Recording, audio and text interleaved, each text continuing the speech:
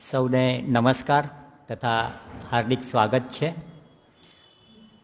મિત્રો, આપણે સૌ 21મી સદીના રજત જયંતિ વર્ષમાં એટલે કે સિલ્વર જ્યુબિલી વર્ષમાં પ્રવેશી ચૂક્યા છીએ. તો આપ સૌને હેપી ન્યૂ યર. અને આજે તો ઘણા બધા નવા કોલેજના ચહેરાઓ બધા દેખાઈ રહ્યા છે. જેઓ પહેલી જ વખત અહીં આવ્યા છે તો એમનું પણ ખૂબ દિલથી સ્વાગત છે. નવા વર્ષમાં પ્રવેશતાની સાથે જ આપણું નવસારી હવે નગરમાંથી મહાનગર બની ગયું છે. તો એનો પણ આનંદ છે કે આપણા નવસારી નગરને પ્રમોશન મળ્યું છે. તો આ આનંદના દિવસો અને આનંદના સમાચાર સાથે આજનો યુવા વાર્તાલાપ આપણે શરૂ કરીએ છીએ. આજના વક્તા શ્રી અંકિતસિંહ રાજપૂતનું આપણે તાળીઓના ગડગડાટથી સ્વાગત કરીએ. અંકિતભાઈને અહીં વાર્તાલાપ માટે આરતીબેને નક્કી કર્યા છે, એટલે એમનો પરિચય તો આરતીબેન આપશે. પણ એ પહેલાં આપણે નવા વર્ષમાં કંઈક પ્રેરણાદાયી વાતથી આપણે કાર્યક્રમનો પ્રારંભ કરીએ. આપ સૌ ઝાકીર હુસેનને તો ઓળખતા જ હશો, બરાબર ને? આપણા મશહૂર વિશ્વવિખ્યાત તબલાવાદક, જેમનું તાજેતરમાં અવસાન થયું. તો એ ઝાકીર હુસેને યુવા પેઢીને 3 મૂલ્યવાન શિખામણો આપેલી. એ આપણે ટૂંકમાં સાંભળીએ ને પછી આપણો વાર્તાલાપ શરૂ કરીએ. 9 વર્ષ છે એટલે આપણે થોડુંક જોશથી, ઉત્સાહથી, ઉમંગથી કંઈક નવી વાતો સાંભળીને આગળ વધીએ, બરાબર છે? તો ઝાકીર હુસેને પહેલી ટીપ્સ એવી આપી કે તમે જે કરતા હો એને કેવળ પૈસા કમાવાનું કામ ના ગણો. એમાં આનંદ અનુભવો ને ખાસ તો ગર્વ અનુભવો કે આ કામ તમે કરો છો. એ પ્રાઇડ, પ્રતિષ્ઠા તમારું ચાલક બળ હોવું જોઈએ. એટલે આપણે જે પણ જોબ, બિઝનેસ કંઈ પણ કરતા હોઈએ તો એ માત્ર પૈસા કમાવા માટે નહીં, પણ આપણને એના માટે ગૌરવ હોવું જોઈએ. અને એ ગૌરવ, એ પ્રતિષ્ઠા જ આપણું ચાલક બળ હોવું જોઈએ. આ પહેલી શિખામણ એમણે આપેલી યુવાનોને. બીજી શિખામણ કે બધું જ સાંભળો. તેઓ તબલાવાદક હતા એટલે એ સાંભળીને બધું શીખે, કાન ખુલ્લા રાખો એમ. પણ આપણે કોઈ બીજા ફિલ્ડમાં હોઈએ તો એમણે કીધું કે મન ખુલ્લું રાખો, નવું માણતા ને જાણતા રહો, એવું એમનું કહેવું છે. અને ત્રીજી ટિપ્સ કે તબલાના ઠેકાની જેમ જ સતત બદલાતા સમયની સાથે બદલાતા રહો, ખુદને અપગ્રેડ કરતા જાઓ. કોઈ શોકેશમાં મુકાયેલી પ્રાચીન કૃતિ નથી, આપણે માણસ છીએ. એટલે સમય સાથે આપણને બદલાતા પણ આવડવું જોઈએ. તો આટલી સરસ પ્રેરણાદાયી વાતો ઝાકીર હુસેને કરી છે. તો એની સાથે જ હવે આપણે આજના વાર્તાલાપની શરૂઆત કરીએ. આપણે આપણો મોબાઈલ સાયલન્ટ કે વાઇબ્રેટ પર મૂકી દઈશું, જેથી કોઈને ડિસ્ટર્બ નહીં થાય ચાલુ પ્રોગ્રામમાં. તો હવે આરતીબેન આપ આવો અને અંકિતભાઈનો પરિચય આપો ને કાર્યક્રમને આગળ ધપાવો. આવો. Thank you.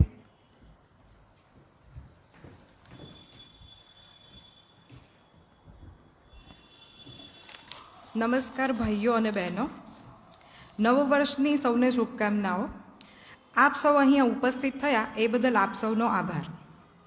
આજના વક્તા અંકિતભાઈનો પરિચય જાણી લઈએ. અંકિતસિંહ રાજપૂત કે જેઓ digital marketing agency marketingsolver.in founder અને CEO છે. એ પહેલાં તેઓ પત્રકારિતામાં ન્યૂઝ 18 ગુજરાતીમાં 2 વર્ષ તથા સંદેશ ન્યૂઝના ઇલેક્ટ્રોનિક મીડિયા સાથે 2 વર્ષ કામ કરી ચૂક્યા છે. એ અનુભવ નવસારી શહેરને પણ નવસારી 360 નામના ડિજિટલ ચેનલથી તેઓ શહેરને અપડેટ આપતા રહે છે. નવસારીના યોજાયેલ સૌ પ્રથમ એસી ડોમ રમઝટ ગરબામાં 2024માં તેમને અને તેમની ટીમને બેસ્ટ ડિજિટલ માર્કેટિંગનો એવોર્ડ એનાયત થયો છે. વાર્તાલાપની પ્રણાલી મુજબ વક્તાને લાઇબ્રેરી પરિવાર ભેટ સ્વરૂપે પુસ્તક આપે છે. તો એ માટે હું વિનંતી કરીશ માનનીય મંત્રી શ્રી માધવીબેનને કે તેઓ સ્ટેજ પર આવી અંકિતભાઈને ભેટ પુસ્તક આપે.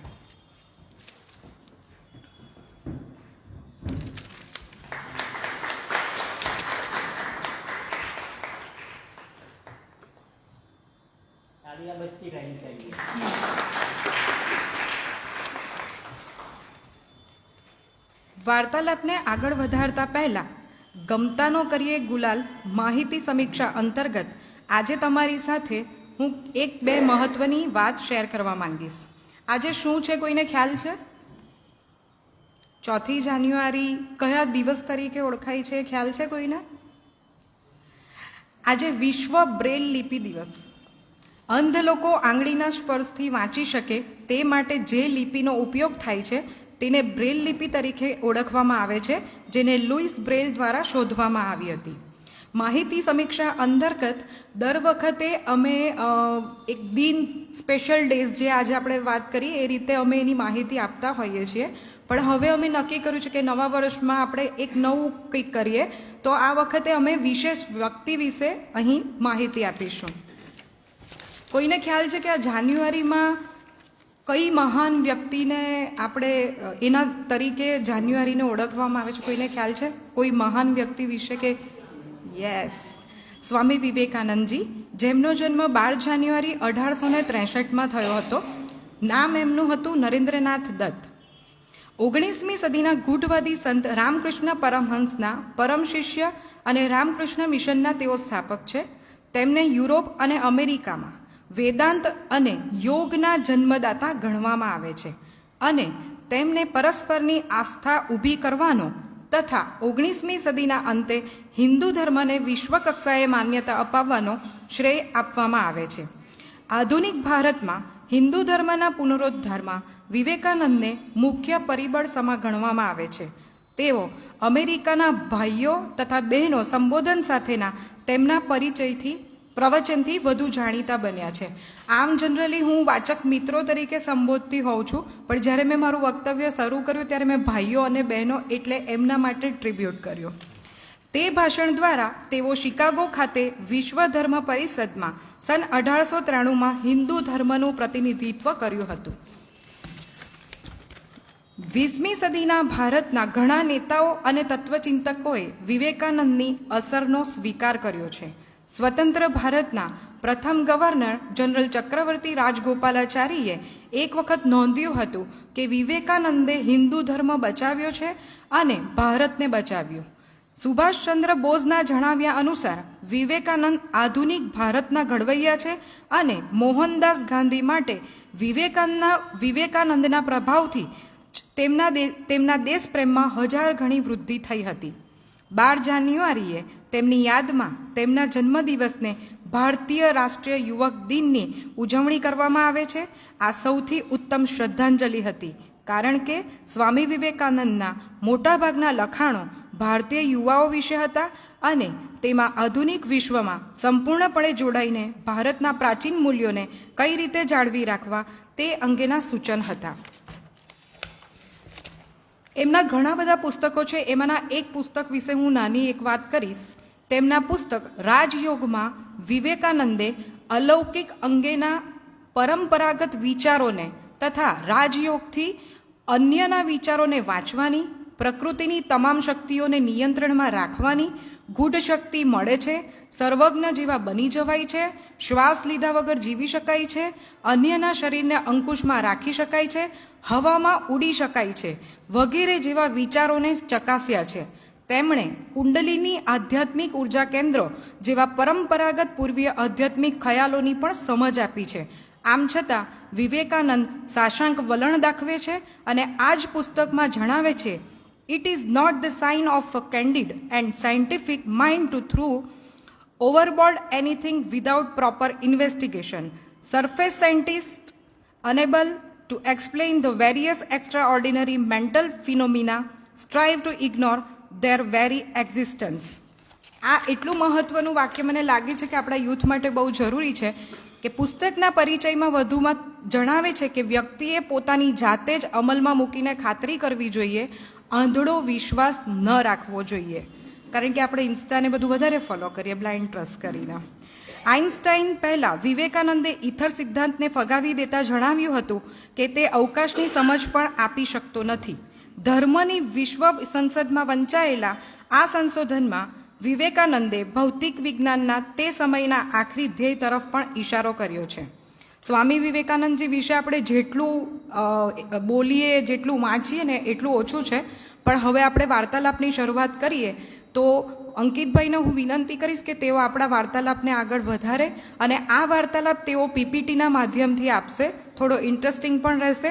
સો આપ સૌને વિનંતી, શાંતિથી આપ સાંભળશો. અંકિતભાઈ, આપને વિનંતી.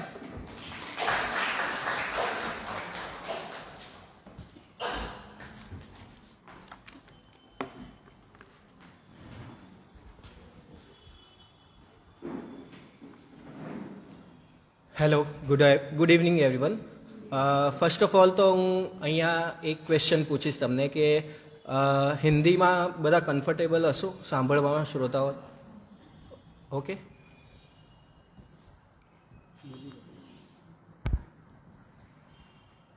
ઓકે, તો સ્ટાર્ટ કરીએ. ફર્સ્ટ ઓફ ઓલ મારું ઇન્ટ્રોડક્શન હું આપી દઉં. Myself Ankit Singh Rajput, founder and CEO marketingsolver.in, અને છેલ્લા 5 વર્ષથી મને મલ્ટીમીડિયા, ડિજિટલ મીડિયા સાથે સાથે જર્નલિઝમનો પણ અનુભવ છે.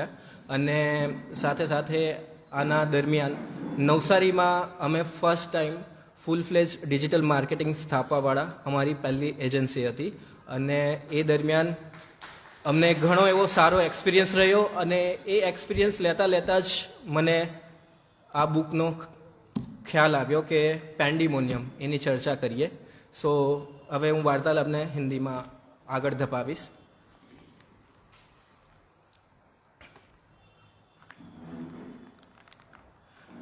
सो सबसे पहले तो बुक के बारे में मैं संक्षेप में आप सभी को परिचय दे देता हूँ.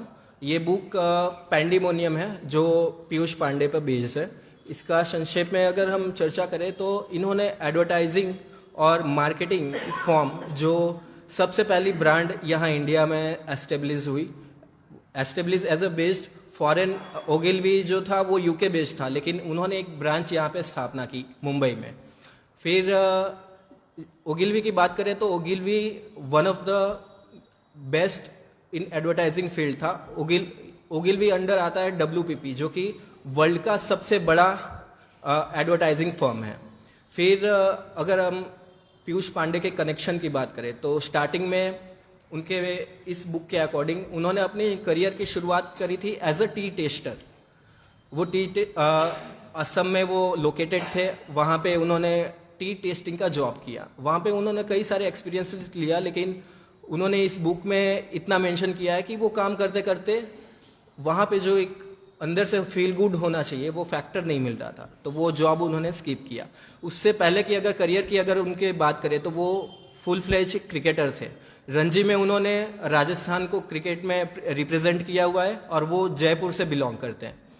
फिर उन्होंने एक पॉइंट पे जब वो अराउंड 30 के एज में आए तब उन्होंने डिसाइड किया कि क्रिकेट मेरा करियर नहीं हो सकता है. और एक खिलाड़ी को इनर स्पेस में ये पता चल जाता है कि मेरी बॉडी कितना रिफ्लेक्ट कर रही है. अगर कोई भी स्पोर्ट्स या एंथुसियाज्म एथलीट्स कोई हो तो उसको पता होता है कि मेरी बॉडी वर्क नहीं कर रही है, और उस तरीके से उनका परफॉर्मेंस नहीं आ रहा था. फिर उन्होंने करियर स्किप किया.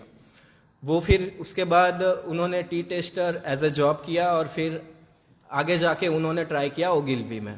ओगिलवी में स्टार्टिंग की बात करें तो उनका मार्केटिंग अनुभव एकदम ज़ीरो था, लेकिन वो एक क्रिएटिव माइंड अपना चलाते थे, कुछ ना कुछ लिखने पसंद करते थे, बुक्स पढ़ते थे. उनकी भी काफ़ी सारी लिखने में बहुत सारी रुचि थी इन शॉर्ट. और उनके पिता कॉलेज में प्रोफेसर थे, वो भी गाइड करते थे कि बेटा जाओ आप पढ़ो. सो इसी से रिलेटेड मुझे एक किस्सा याद आता है जो बुक में मेंशन हुआ है.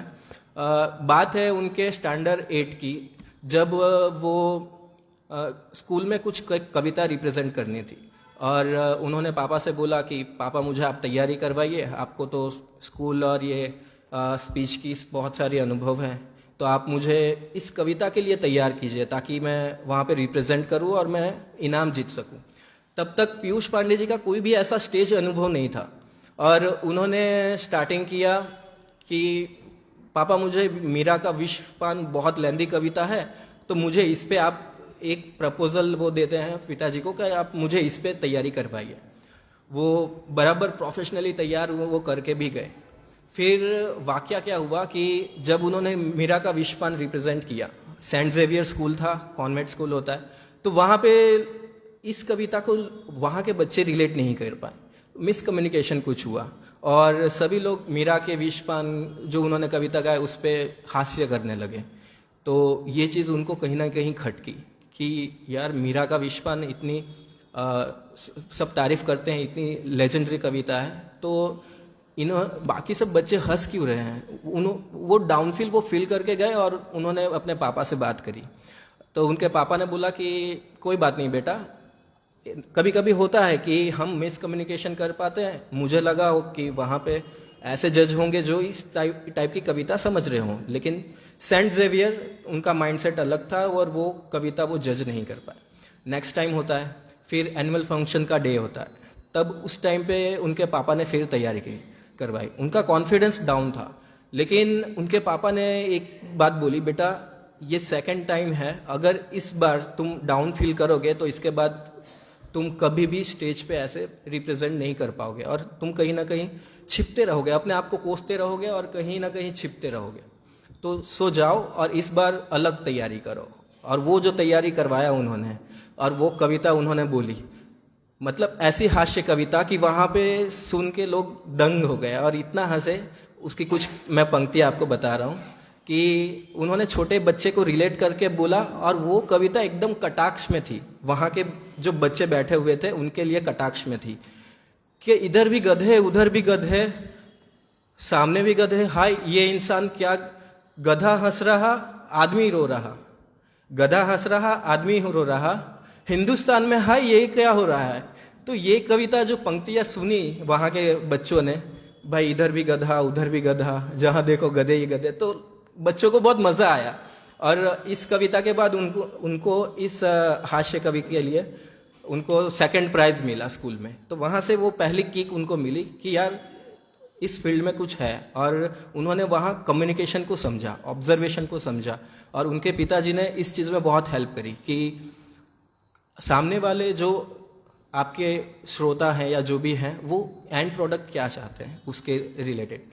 तो वहाँ से उनकी जर्नी स्टार्ट हुई और फिर कम्युनिकेशन में उनको मज़ा आने लगा। वो स्टेज पे जाते तो कभी भी फियर फील नहीं करते और फिर जाते ही गए और वो अपने करियर के उस मुकाम पे पहुँचे जहाँ पे वो ओगिलवी में इंटरव्यू देने गए। अब यहाँ से शुरुआत होती है ओगिलवी में इंटरव्यू की। तो ये दौर था 1982 का, जब वो फर्स्ट टाइम ओगिलवी में गए थे और इंटरव्यू के लिए वहाँ पे 28 कैंडिडेट आए थे। और मैं यहाँ पे सभी युवाओं को बोलूँगा कि इंटरव्यू कैसे फेस करे जाते हैं, वो पहला लेसन वो अपने इस चैप्टर में उन्होंने दिया था। तो वहाँ पे एक्चुअली में एशियन पेंट्स के लिए ऑनबोर्डिंग हो रही थी ओगिलवी में। ओगिलवी एशियन पेंट्स को क्लाइंट पिच कर चुका था और ऑलरेडी एशियन पेंट्स ओगिलवी के अंडर में था, लेकिन तब तक उन्होंने ज्वाइन नहीं किया था, तो ज़्यादा उनको कुछ पता नहीं था कि एशियन पेंट्स रंग क्या है क्या नहीं। वो तो इंटरव्यू प्रिपेयर करके गए थे कि मैं डेविड ओगिलवी के बारे में एक बुक पढ़ के जाता हूँ जो कि फाउंडर हैं ओगिलवी के, तो वो उनके बारे में तैयारी करके गए और कंपनी के बारे में सारी चीज़ें उन्होंने रिसर्च करी। फिर मौका ये होता है कि इंटरव्यू में उनसे एक सवाल पूछा जाता है और वहाँ पे खड़े सभी 28 कैंडिडेट को सिर्फ और सिर्फ एक कॉमन सवाल पूछा जाता है। एक कलर की डब्बी लेके उनको दे दिया जाता है कि तुम एज एन मार्केटिंग एक्सपर्ट हो, तुम इस पे कंटेंट क्या क्रिएट करोगे, इस पे तुम क्या स्पीच करोगे, क्या लाइन क्रिएट करोगे। तो सब ने बोला कि ये लॉन्ग लास्टिक होना चाहिए, ये ऐसा पेंट है जिसकी स्मेल अच्छी हो। किसी ने बोला कि ऐसा पेंट है कि लॉन्ग लास्टिक चले, कुछ ऐसा पेंट्स है कि जो कभी नहीं छूटे, दीवार छोड़ेगी ही नहीं। कुछ लोगों ने अलग अलग अपने क्रिएटिव आइडियाज़ बताए। फिर बारी आती है पीयूष पांडे जी की। फिर पीयूष पांडे जी से सिर्फ एक ही सवाल पूछा गया कि अगर आप मेरे मार्केटिंग एग्जीक्यूटिव पद पे हैं और आपको एशियन पेंट्स क्लाइंट पिच करने आ रहा है और आपको उस क्लाइंट पिच के दौरान आपको एशियन पेंट्स को संतुष्ट करना है कि वो हमें ऑनबोर्डिंग दे दे उसका पूरा का पूरा मार्केटिंग, तो उसके लिए तुम क्या करोगे। पीयूष पांडे जी ने एक ही बात, जो उनकी फर्स्ट एक ही लाइन बोला कि सर मैं मार्केटिंग तो करूँगा नो डाउट, लेकिन मैं कभी भी एशियन पेंट्स का नाम एडवर्टाइजिंग में नहीं लूँगा। तो वहाँ पे खड़े सभी लोग दंग रह गए। जो 3 थे उनके ज्वेरी मेंबर, 3 HR की टीम थी, वो लोग दंग रह गए। फिर उन्होंने बोला कि आखिरकार तुम तैयार कैसे करोगे, इस ऐड को मुझे बना के अब बताओ। तो उन्होंने कुछ क्रिएटिव्स लिखा और अपना ही वॉइस ओवर दिया था उसमें बाद में। फिर आगे जाके उन्होंने इस चीज़ को, उस टाइम एशियन पेंट्स नहीं थी, दूसरी कोई कंपनी थी, लेकिन उन्होंने उस चीज़ को दूसरे चीज़ में इस्तेमाल किया। लेकिन जब उनकी बारी आई कुछ सालों के बाद, अराउंड 20 ईयर बाद, जब एशियन पेंट ऑन बोर्डिंग होता है, वो एग्जीक्यूटिव पद से अपना प्रमोशन लेते हैं और एक बड़े स्टेचर पे पहुंच जाते हैं, तब उनको ये मौका मिलता है कि वो एशियन पेंट्स का एडवर्टाइजमेंट वो एग्जीक्यूट करें। तो फर्स्ट मेरा जो 10 मार्केटिंग स्ट्रेटेजी है, वहाँ फर्स्ट मार्केटिंग स्ट्रेटेजी यहीं से शुरू होती है कि सेंटिमेंटल मार्केटिंग वो उन्होंने एशियन पेंट्स के लिए यूज़ किया कि हमें बनाना तो है, पेंट्स बेचना तो है, लेकिन उसको कैसे बेचेंगे, उसके लिए स्क्रिप्ट उन्होंने तैयार की। मार्केटिंग हेड थे वहाँ के एशियन पेंट्स के अभय वकील और अश्विनी दानी। उन्होंने वहाँ पे मीटिंग में बुलाया ओगिलवी के जो भी चेयरमैन थे और उनको, और एग्जीक्यूटिव के पद पे उस टाइम पे सेकंड एग्जीक्यूटिव पद पे थे अपने पीयूष पांडे जी। तो वहाँ पे वो गए और वो मीटिंग सिनेरियो आप जब सुनेंगे तो वो बहुत इंटरेस्टिंग है। उन्होंने मीटिंग में एक ही बात बोली कि दानी जी, मैं एडवर्टाइज तो मैंने लिख दी है, लेकिन मैंने इसमें एशियन पेंट्स का कहीं जिक्र नहीं किया है। आप एक बार पढ़िए, सुनिए। और फिर उसके बाद मार्केटिंग टीम जो एशियन पेंट्स की थी, जिनको वो डील क्लोज करनी थी, उन्होंने वो एडवर्टाइजमेंट पढ़ी और उसमें जो एक एक लाइन है वो आप इधर फर्स्ट मार्केटिंग उनका वीडियो में प्ले करने के लिए बोलूँगा कि एशियन पेंट्स आखिर डिज़ाइन कैसे हुआ और उसकी लाइन कैसी थी, और खुद पीयूष पांडे जी की आवाज़ में वो फर्स्ट एड उन्होंने क्रिएट की।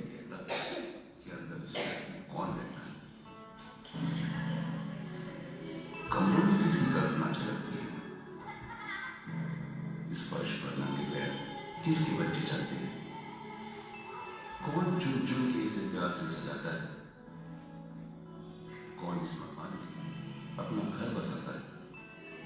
एशियन पेंट्स, क्योंकि हर घर कुछ कहता है। इस एड में एक कॉमन चीज है, पॉज करो। ये एड को आपने देखा, इसमें उन्होंने बेसिकली दीवारें, इमोशंस और जो कस्टमर है उसके सेंटिमेंट को जोड़ा उन्होंने। और ये एड जब फर्स्ट बार उन्होंने एशियन पेंट्स के मार्केटिंग हेड को जब प्रपोजल दिया था और उन्होंने पढ़ा था, तो उनके आंख में लिटरली आंसू था। और ये पीयूष पांडे जी के करियर का फर्स्ट मूव बोलते हैं, जो ब्रेक थ्रू मिला उनको करियर में, वो यही एशियन पेंट्स की आवाज़ से आया। 1998 में फर्स्ट जब उन्होंने एशियन पेंट्स की ये एडवर्टाइज बनाई। उसके बाद एशियन पेंट्स की वो एक ऐड नहीं रही, सीमित नहीं रही। फिर इस कैंपेन को उन्होंने इतना बड़ा कैंपेन अभियान में तब्दील किया कि फिर उसके बाद क्रिकेटर, फिर बॉलीवुड स्टार्स और इन सभी के घरों में जा जाके, जैसे कि कोई क्रिकेटर है वो अपने करियर में बहुत आगे बढ़ जाता है, लेकिन उसका पुराना घर वो ऐसे के ऐसे ही नहीं छोड़ देता, वो पेंट्स करा के या कुछ मेमोरेबल जगह बना के वो रख देता है। तो उन घरों में जा जाके उन्होंने इंटरव्यू कराए, जो वॉक थ्रू इंटरव्यू होता है। जैसे अभी तो पॉडकास्ट का ज़माना है, लेकिन उस ज़माने में ये वॉक थ्रू इंटरव्यूज बहुत फेमस हुआ। और एशियन पेंट्स के जो कनेक्टिविटी थी, मार्केटिंग पूरी की पूरी उस तरीके से उन्होंने कन्वर्ट किया कि मास पीपल तक ये पहुँचे, कम से कम सेलिब्रिटी के वो पुराने घर तो देखे। और इसके थ्रू एशियन पेंट्स का मार्केटिंग हुआ और वहाँ से Asian paints multiple times of business उन्होंने आगे किया। इसी सेंटिमेंटल मार्केटिंग की बात करें तो इसमें एक और ऐड मुझे याद आता है, और ये भी बहुत इमोशनल ऐड था, जिसको लिखते लिखते लिटरली पीयूष पांडे रो पड़े थे।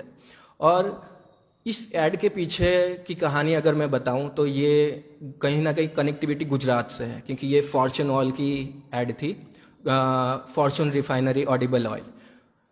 ये अंडरटेक हो गया था अडानी एंटरप्राइज के अंदर। अडानी ग्रुप ने फॉर्चून ऑयल को खरीद लिया था उस टाइम पे, 2014 के अराउंड ये बात है। 2014 में जब उस टाइम के अडानी के मार्केटिंग हेड थे प्रणव अडानी, जो कि कजिन भतीजे होते हैं अपने अडानी ग्रुप के हेड गौतम अडानी के। उन्होंने प्रणव को, पीयूष पांडे को सीधा कॉल किया मुंबई से कि आप अर्जेंट मीटिंग है, हमें फटाफट एक ऐसा मार्केटिंग कंटेंट क्रिएट करना है जो सबके दिल में छा जाए, और ऐसा कंटेंट जो आज तक इंडियन टेलीविज़न इतिहास में कभी नहीं बना।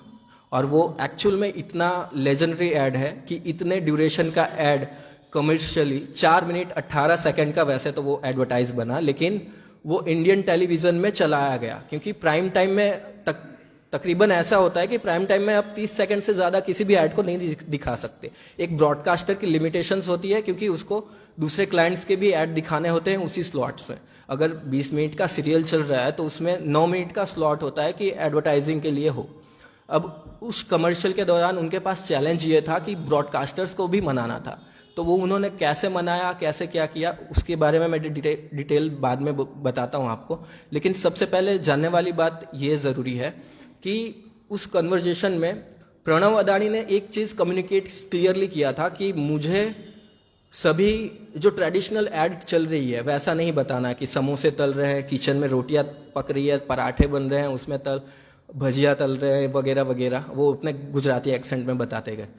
तो हमें इस एडिबल ऑयल को ऐसा रिप्रेजेंट करना है कि एक इमोशन हो और लोगों के दिल तक पहुंचे। ऐसा कस्टमर को नहीं लगना चाहिए कि हमने उसको कुछ बेचा है, ऐसा लगना चाहिए कि एक सेंटीमेंट है जो हमारे कम्युनिकेशन के थ्रू, और ये प्रोडक्ट कितना सच में उपयोगी है, इस तरीके से हमें कम्युनिकेट करना है। तो तकरीबन अहमदाबाद में 1 घंटे तक की मीटिंग चली और उसके दरमियान 15 या 20 दिन का टाइम लिया होगा पीयूष पांडे जी ने, और वो शानदार क्रिएटिव उन्होंने तैयार किया।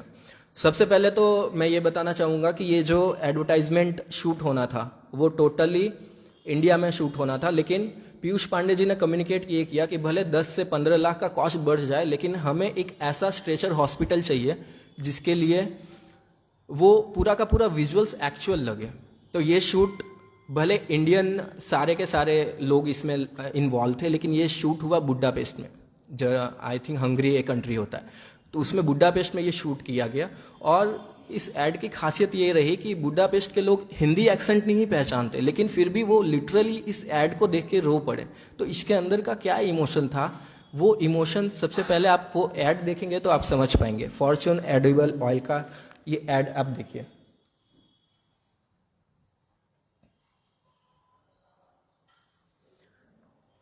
एक दादी होती है जो अपने पोते, एक्सीडेंट होता है पोता का और वो बैठे रहते हैं, तो वो 2 चम्मच की रिक्वेस्ट करती रहती हैं कि अब 2 चम्मच पिला लें दो।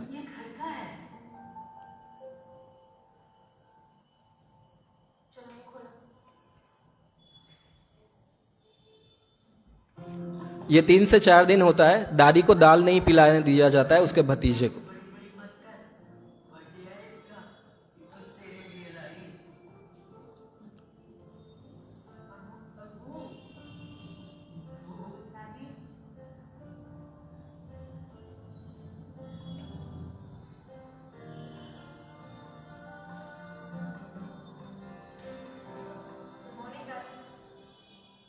Good morning. 2 चम्मच पिलाने दे, सिर्फ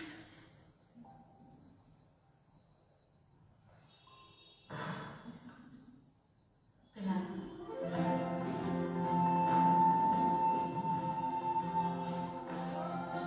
ये लाइन सुनिएगा आप।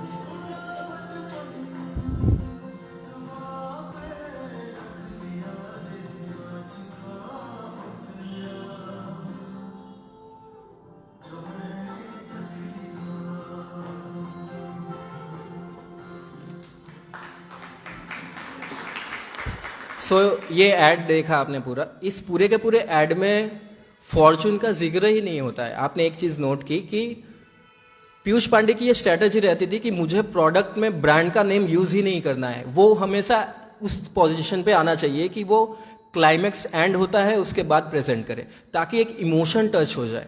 तो ये उन्होंने फॉर्च्यून ऑडिबल ऑयल के साथ किया। और इस ऐड के पीछे की कहानी एक और बताऊं मैं आपको। ये इंडियन टेलीविजन में, अभी तो हमने 2 मिनट की ऐड देखी, लेकिन इसकी एक्चुअल आप यूट्यूब करेंगे तो ये 4 मिनट 18 सेकंड की ये एक्चुअल ऐड बनी थी।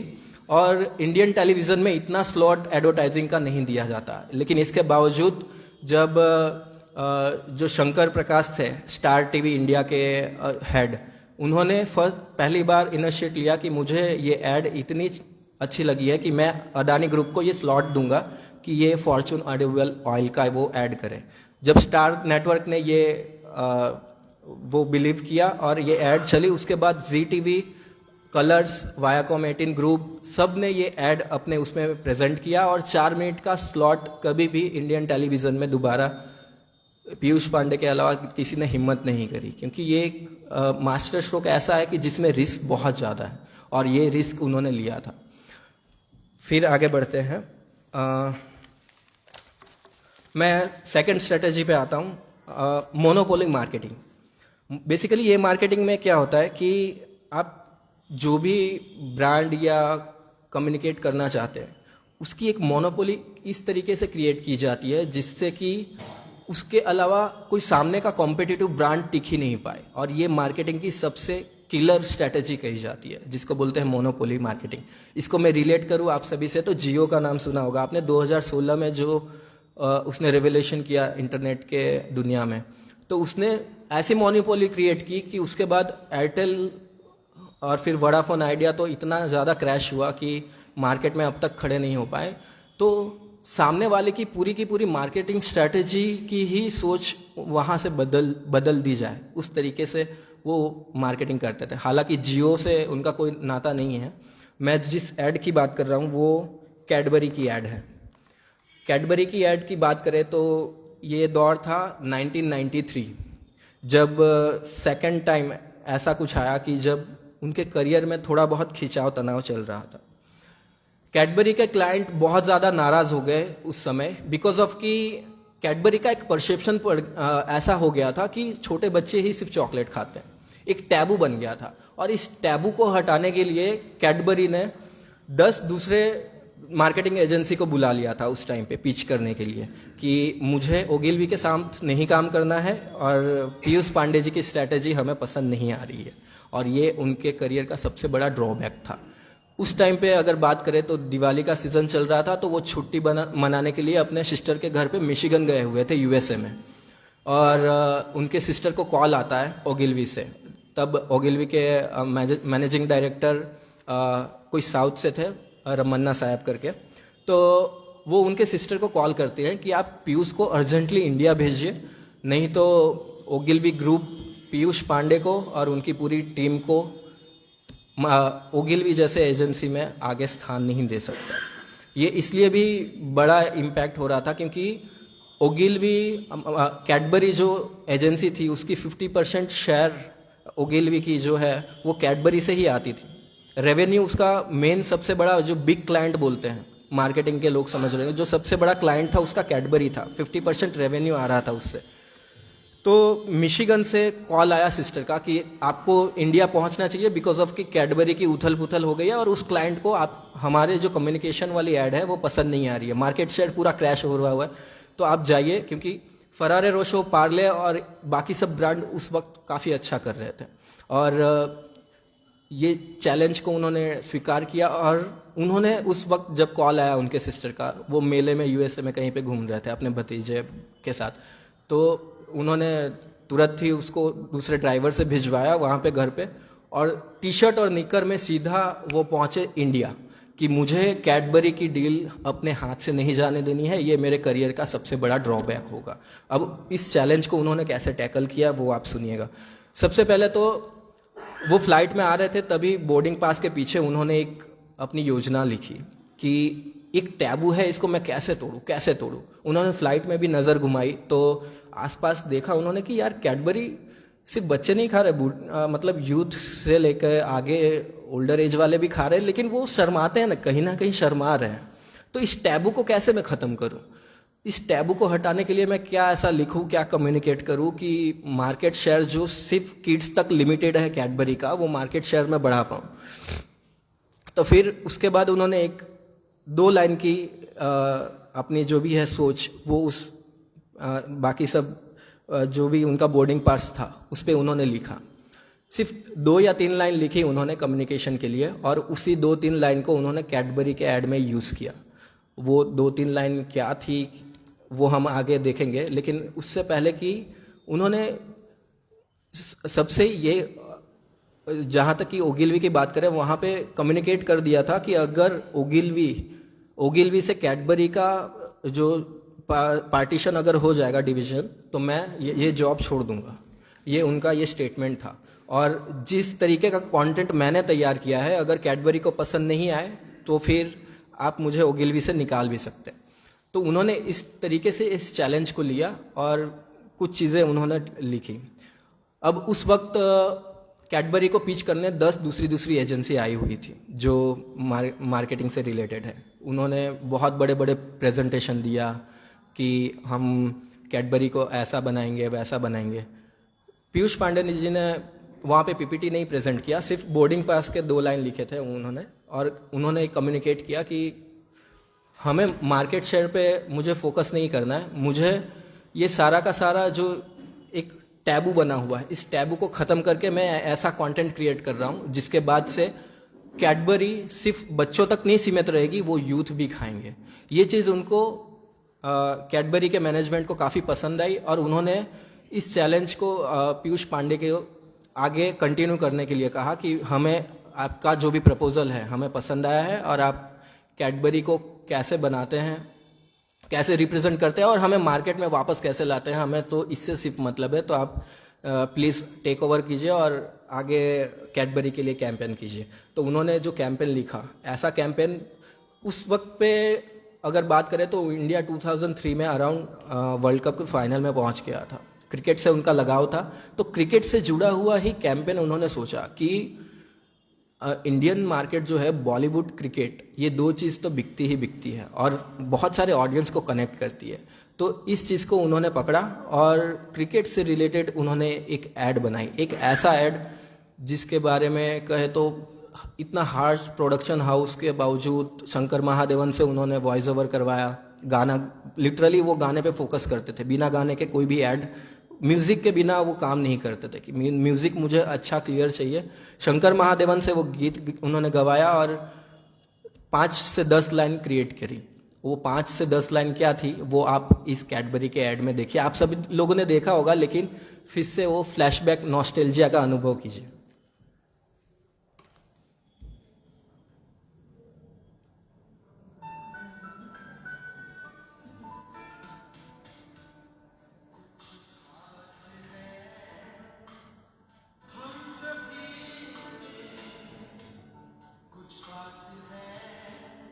99 पे खेल रहा क्रिकेटर आउट होने से बच गया और ये 6 गया। क्राउड इतना चेयर करता है, फिर वहां से एक लड़की पागल की तरह नाचते हुए अंदर जाती है। और ये इंडियन टेलीविजन में पहली बार ऐसा आउट ऑफ द बॉक्स सोचा गया था और इसको एग्जीक्यूट किया गया था। कुछ खास है, कुछ बात है कैडबरी डेयरी मिल्क, और ये यूथ को कम्युनिकेट किया गया था। उसके बाद कैडबरी का मार्केट शेयर इतना बड़ा कि वो तकरीबन 25% से हाइक से बढ़ा। और फिर कैडबरी अभी तक 2014 तक ओगिलवी के अंडर में है और पीयूष पांडे जी के देखरेख में है। आगे बढ़ते हैं। अपना थर्ड मार्केटिंग स्ट्रेटजी है अर्जेंसी मार्केटिंग। अर्जेंसी मार्केटिंग ये मार्केटिंग होती है बेसिकली कि जिसमें कस्टमर को अर्जेंसी क्रिएट करे कि यार अगर ये प्रोडक्ट मैं नहीं खरीद रहा हूँ तो इससे मेरा बहुत बड़ा नुकसान हो जाएगा।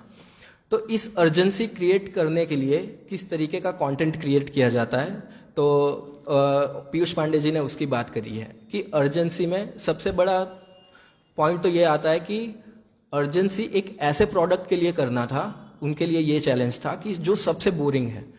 अच्छा, उस टाइम पे पीडीलाइट एक कंपनी, हालांकि अभी भी है, पीडीलाइट एक कंपनी है जो कि एमसिल, फेविकॉल और डॉक्टर फिक्सी और फेविक्विक बनाती थी। हालांकि अभी हम जानते हैं, लेकिन उस जमाने में ये सारे प्रोडक्ट को बोरिंग प्रोडक्ट की तरह कंसिडर करके कोई भी मार्केटिंग एजेंसी इसको छूती नहीं थी।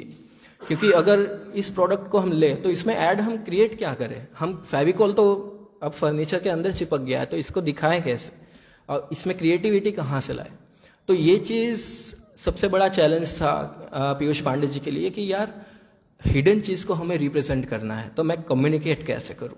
तो उन्होंने सबसे पहले तो तकरीबन 30 दिनों का ब्रेनस्टॉर्म किया, अपने टीम से बात करी कि पेडिलाइट जैसे कंपनी है, इसका मार्केट शेयर ऐसा है कि अभी तो कम है, लेकिन ये इंडिया की one of the best companies में से हो सकती है, क्योंकि कंपॉक्सी कंपाउंड जो होता है, हिपॉक्सी कंपाउंड पे वो लोग काम कर रहे थे, जो कि उस टाइम पे भारत में बहुत कम ब्रांड्स बना रही थी। तो पिडिलाइट के अंदर ही एमसिल, फेविकॉल और फेविक्विक जैसे ब्रांड है। तो सबसे पहले तो उन्होंने एमसिल के ऐड के ऊपर काम किया, और ये ऐड इतना आइकॉनिक बना, एक ह्यूमर उन्होंने क्रिएट किया। सबसे पहले तो अर्जेंसी ऐसी दिखनी चाहिए कि कस्टमर को लगे कि यार ये नहीं करेंगे तो बहुत बड़ा नुकसान हो जाएगा। अर्जेंसी, फियर क्रिएट किया उन्होंने, फियर बेस्ड मार्केटिंग भी बोल सकते हैं आप इसको। तो वो फियर बेस्ड मार्केटिंग एमसिल के ऐड में उन्होंने कैसे एग्जीक्यूट किया, उसका एक उदाहरण है एमसिल की ऐड नंबर 4।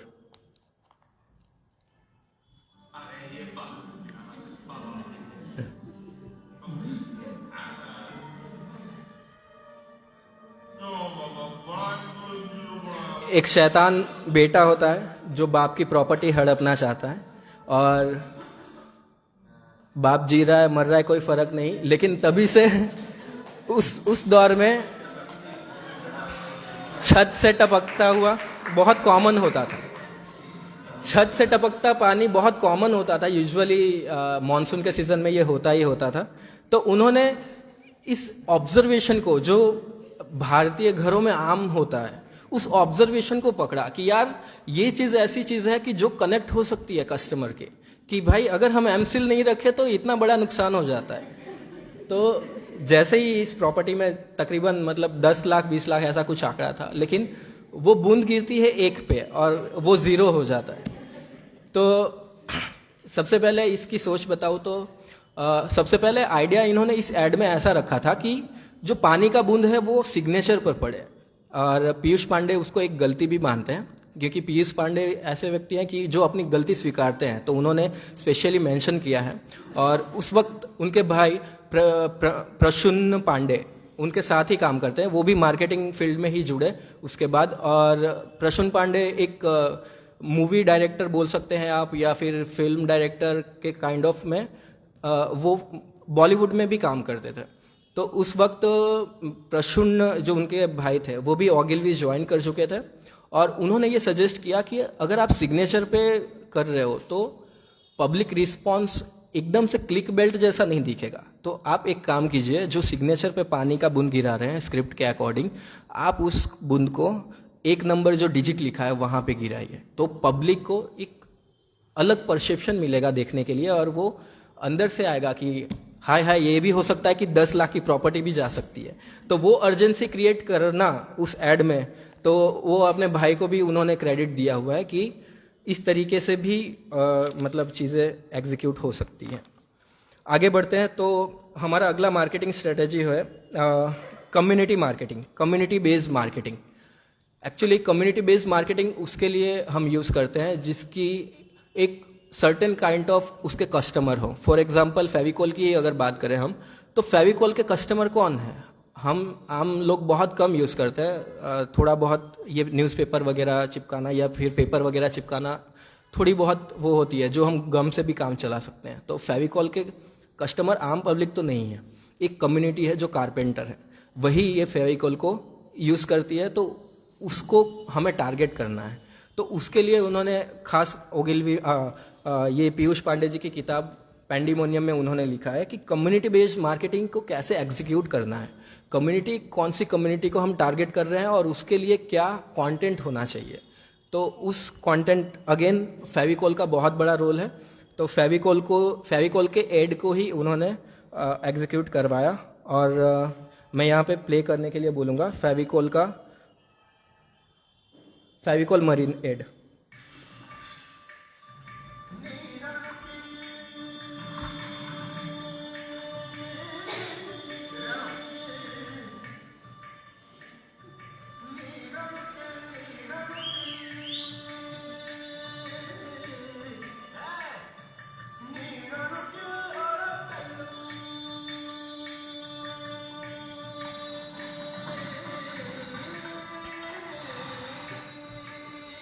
ये बेसिकली इलीगल दुकानें लगा रहे थे बीच पे, और वहाँ पे पुलिस आती है।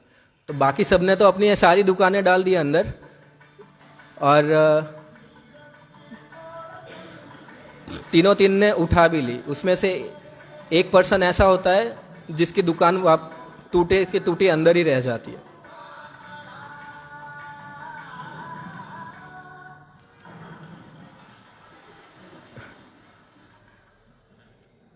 फेविकॉल मरीन नहीं लगाया तो क्या मरीन लगाया?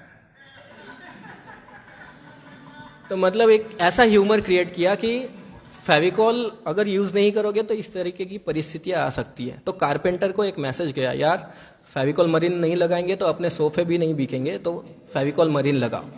तो इसी से जुड़ा हुआ एक ऐड और है जो फेविकॉल से, जिसमें डायरेक्ट कारपेंटर को ही वो टारगेट कर रहे हैं। तो वो ऐड भी मैं प्ले करने के लिए बोलूंगा।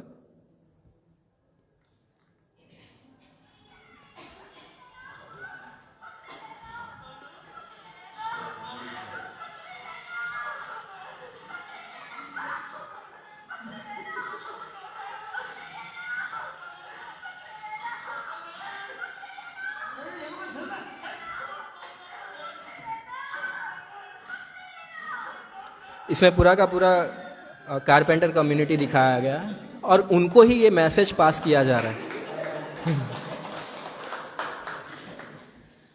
इन दोनों ऐड में कॉमन चीज ये है कि उन्होंने कहीं भी फेविकॉल ब्रांड का यूज किया ही नहीं कि फेविकॉल। लास्ट के क्लाइमेक्स के बाद वो छोटे से एक टेक्स्ट में वो प्रदर्शित कर देते थे कि भाई फेविकॉल लगाओ, नहीं तो ये टाइप की अर्जेंसी हो सकती है। तो ये टाइप का एक कम्युनिटी मार्केट भी हो सकता है जिसमें डायरेक्ट आप कम्युनिटी को टारगेट करते हुए ये ऐड क्रिएट करते हैं। फिर अगला होता है ब्रेन हुक मार्केटिंग। बेसिकली इस मार्केटिंग में ऐसा मार्केटिंग बेस है कि जो कस्टमर की मेंटालिटी है उसको पकड़े, कस्टमर की इमोशंस को पकड़ते हैं, और कस्टमर के जो भी एक होता है ना एक ड्रीम कि यार काश मेरे पास ये होता, तो उस चीज़ को फील गुड फैक्टर को उन्होंने पकड़ा पीयूष पांडे जी ने, और इस चीज़ को उन्होंने एग्जीक्यूट किया SBI के एक एडवर्टाइजमेंट में। SBI भी तकरीबन 2008 के बाद से उनके कस्टमर ओगिलवी के क्लाइंट बने, और SBI के लिए भी उन्होंने बहुत सारे कैंपेन डिज़ाइन किए थे। और वो कैंपेन में बेसिकली ऐसा होता है कि एक बूढ़ी पर्सन होती है और एक ओल्ड मैन, जो वो माता जी होती हैं, वो ऐड देखती हैं न्यूज़पेपर में डायमंड रिंग का। अब डायमंड रिंग उनकी लेने की इच्छा होती है लेकिन वो नहीं ले पाते because of middle class family. तो वो टिपिकल मिडिल क्लास फैमिली उन्होंने रिप्रेजेंट किया हुआ है। और उस ऐड के एंड के क्लाइमेक्स में क्या होता है तो आप देखेंगे तो आपको और भी फनी लगेगा। SBI की ऐड नंबर 5।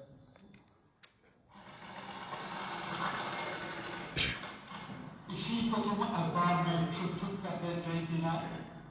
हाँ, क्यों? देखो मैं ये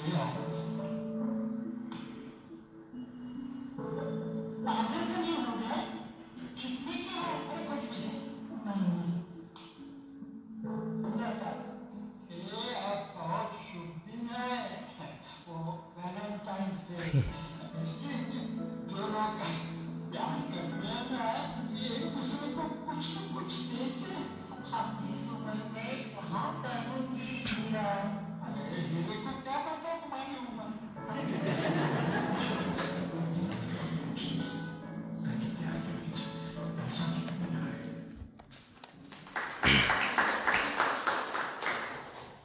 सो बेसिकली इस ऐड में वो ये कम्युनिकेट करना चाहते थे कि हमारी कस्टमर की एस्पिरेशन क्या है उसको समझो। कस्टमर लेना तो चाहता है, तो SBI से उन्होंने ये लिंकअप किया कि कस्टमर की एस्पिरेशन को हम कैसे रिप्रेजेंट करें। अभी इस ऐड की बात करें तो पीयूष पांडे जी ने ये ऐड का इंस्पिरेशन कहाँ से लिया था, तो उसके बारे में बात करता हूँ। तो वो इसी चैप्टर नंबर 3 में ये समझाते हैं कि everything and everyone surrounding you is your teacher. उन्होंने ये चीज़ ऑब्जर्वेशन से सीखी थी। बेसिकली जब उनकी माता जी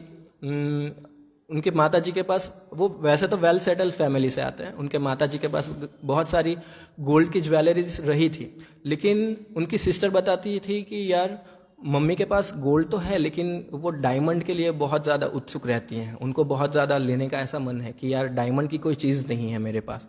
तो वो एस्पिरेशन उन्होंने वहाँ से ली थी। और उस वक्त फिर उन्होंने अपनी माता को बर्थडे गिफ्ट में फिर वो डायमंड रिंग वो और उनके भाई ने मिलके दिया था। कुछ सालों के बाद ही मुमकिन हुआ था, लेकिन उन्होंने वो गिफ्ट दिया था। लेकिन वो इंस्पिरेशन उन्होंने अपने घर से उठाया था कि यार माता जी हमारी ये सोचती हैं, तो अपने घर में ही कहीं ना कहीं एक इंस्पिरेशन रहता है, तो उस चीज़ को पकड़ते हैं। तो उस चीज़ को एग्जीक्यूट करते हुए उन्होंने इस SBI लाइफ इंश्योरेंस ऐड में यूज़ किया और अपने ऑब्जर्वेशन के थिंकिंग के बेस पे उन्होंने ये ऐड डिज़ाइन की थी। आगे बढ़ते हैं। अगला मार्केटिंग स्ट्रेटजी है मैस्कॉट मार्केटिंग। ये बहुत ज़्यादा इंटरेस्टिंग है बेसिकली, क्योंकि मैस्कॉट मार्केटिंग एक ऐसा मार्केटिंग है जो करंट मार्केटिंग सिनेरियो को चेंज कर रहा है। फॉर एग्जांपल अमूल की बात करूं, अमूल वैसे तो ओगिलवी का क्लाइंट नहीं है, लेकिन वो मैस्कॉट मार्केटिंग यूज़ करते हैं। आपने अमूल के पैकेट्स में वो बेबी डॉल को देखा होगा, सेम वैसा ही उन्होंने ये एग्जीक्यूट किया था 2008 में वोडाफोन के साथ। स्टार्टिंग 2008 की अगर बात करें तो IPL बहुत ज़्यादा फेमस हो चुका था। सीज़न 2008 के बाद 2009 का सीज़न आया। 2009 में सभी मार्केट के जो बिग जायंट्स हैं, जो इंडस्ट्री में अपना नाम बना रहे थे, तो वो लोग IPL में अपना ऐड दिखाना चाहते थे कि यार IPL का स्लॉट मिल जाए, ये वो। तो उस वक्त टेलीकॉम में दो ही बड़े कॉम्पिटिटर थे, वोडाफोन और एयरटेल। एयरटेल इतना ज़्यादा ग्रो कर चुका था उस टाइम पे कि वोडाफोन का मार्केट शेयर लगातार गिरता हुआ जा रहा था। उन्होंने ओगिलवी के साथ ये बात कम्युनिकेट की कि यार हमें पीयूष जी, हमारा मार्केट शेयर इतना गिर रहा है कि हम अगर नहीं अभी जागेंगे और ये पूरा का पूरा आप अकाउंट 10 साल के अगले 10 डेकेड के लिए आप ले लो, लेकिन हमें वोडाफोन का मार्केट शेयर बढ़ाना है। तो 2009 की अगर बात करूँ तो ये साउथ अफ्रीका में IPL हो रहा था। तब लोगों को पता नहीं था कि ये इतना बड़ा मार्केट कैप है कि यहाँ से बहुत सारी ऑडियंस जाएगी, और उन्होंने ये क्रिकेट के स्लॉट को ही पकड़ा। वोडाफोन को उन्होंने मनाया कि आप आम दिनों में अपना ऐड मत दिखाइए, सिर्फ और सिर्फ IPL पे फोकस कीजिए, क्योंकि IPL पे ऐसा यूथ आता है जो आपके इस टेलीकॉम सेक्टर को हेल्प कर सकता है, और ये ग्रूमिंग के लिए इम्पॉर्टेंट है। तो ये कम्युनिकेट हुआ। वहाँ से उन्होंने, आप सभी ने देखा होगा वोडाफोन का एक जुजू ऐड, तो वो जुजू ऐड क्रिएट करने के पीछे कहानी क्या थी वो जानते हैं। बेसिकली जब 2009 में वोडाफोन कैंपेन डिज़ाइन हो रहा था, तो उस टाइम पे पीयूष पांडे जी ने एक बात करी थी कि हमें बॉलीवुड हीरो और किसी को नहीं लेना है, हम ऐसा कुछ बनाते हैं जो हम बना रहे हैं वही हीरो हो जाए। तो ये चीज़ बहुत इंपॉर्टेंट थी, और उन्होंने कुछ ऐसा अपने टीम के साथ कम्युनिकेट किया और 30 दिनों तक उस पर काम किया। तो फर्स्ट ऑफ ऑल उन्होंने प्रेजेंटेशन दिया, तो टीम वालों को ऐसा लगा कि हमें कुछ ऐसा एनिमेशन बनाना है कि जिस पर लोग अट्रैक्ट हो और एक ह्यूमर क्रिएट हो और वोडाफोन का कैंपेन चले। लेकिन ये ऐसा नहीं था। सभी लोग अभी तक इसमें से बैठे लोग जुजू को एनिमेशन ही मान रहे होंगे, राइट? जुजू का आपने कार्टून देखा है?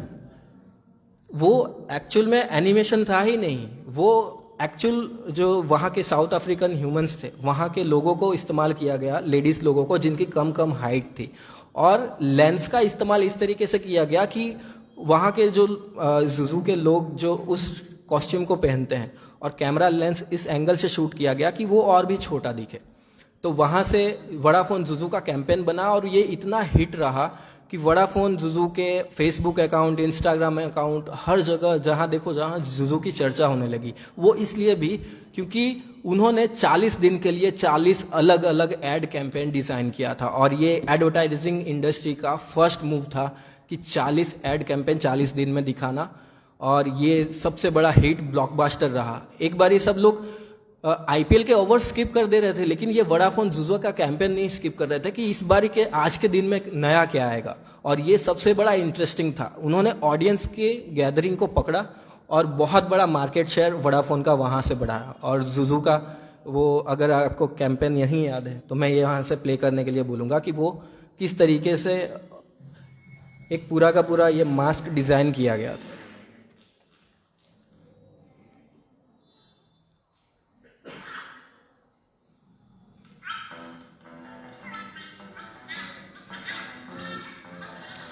इस पूरे ऐड में ऐसा कहीं भी नहीं लगता कि ये वोडाफोन का कैंपेन हो।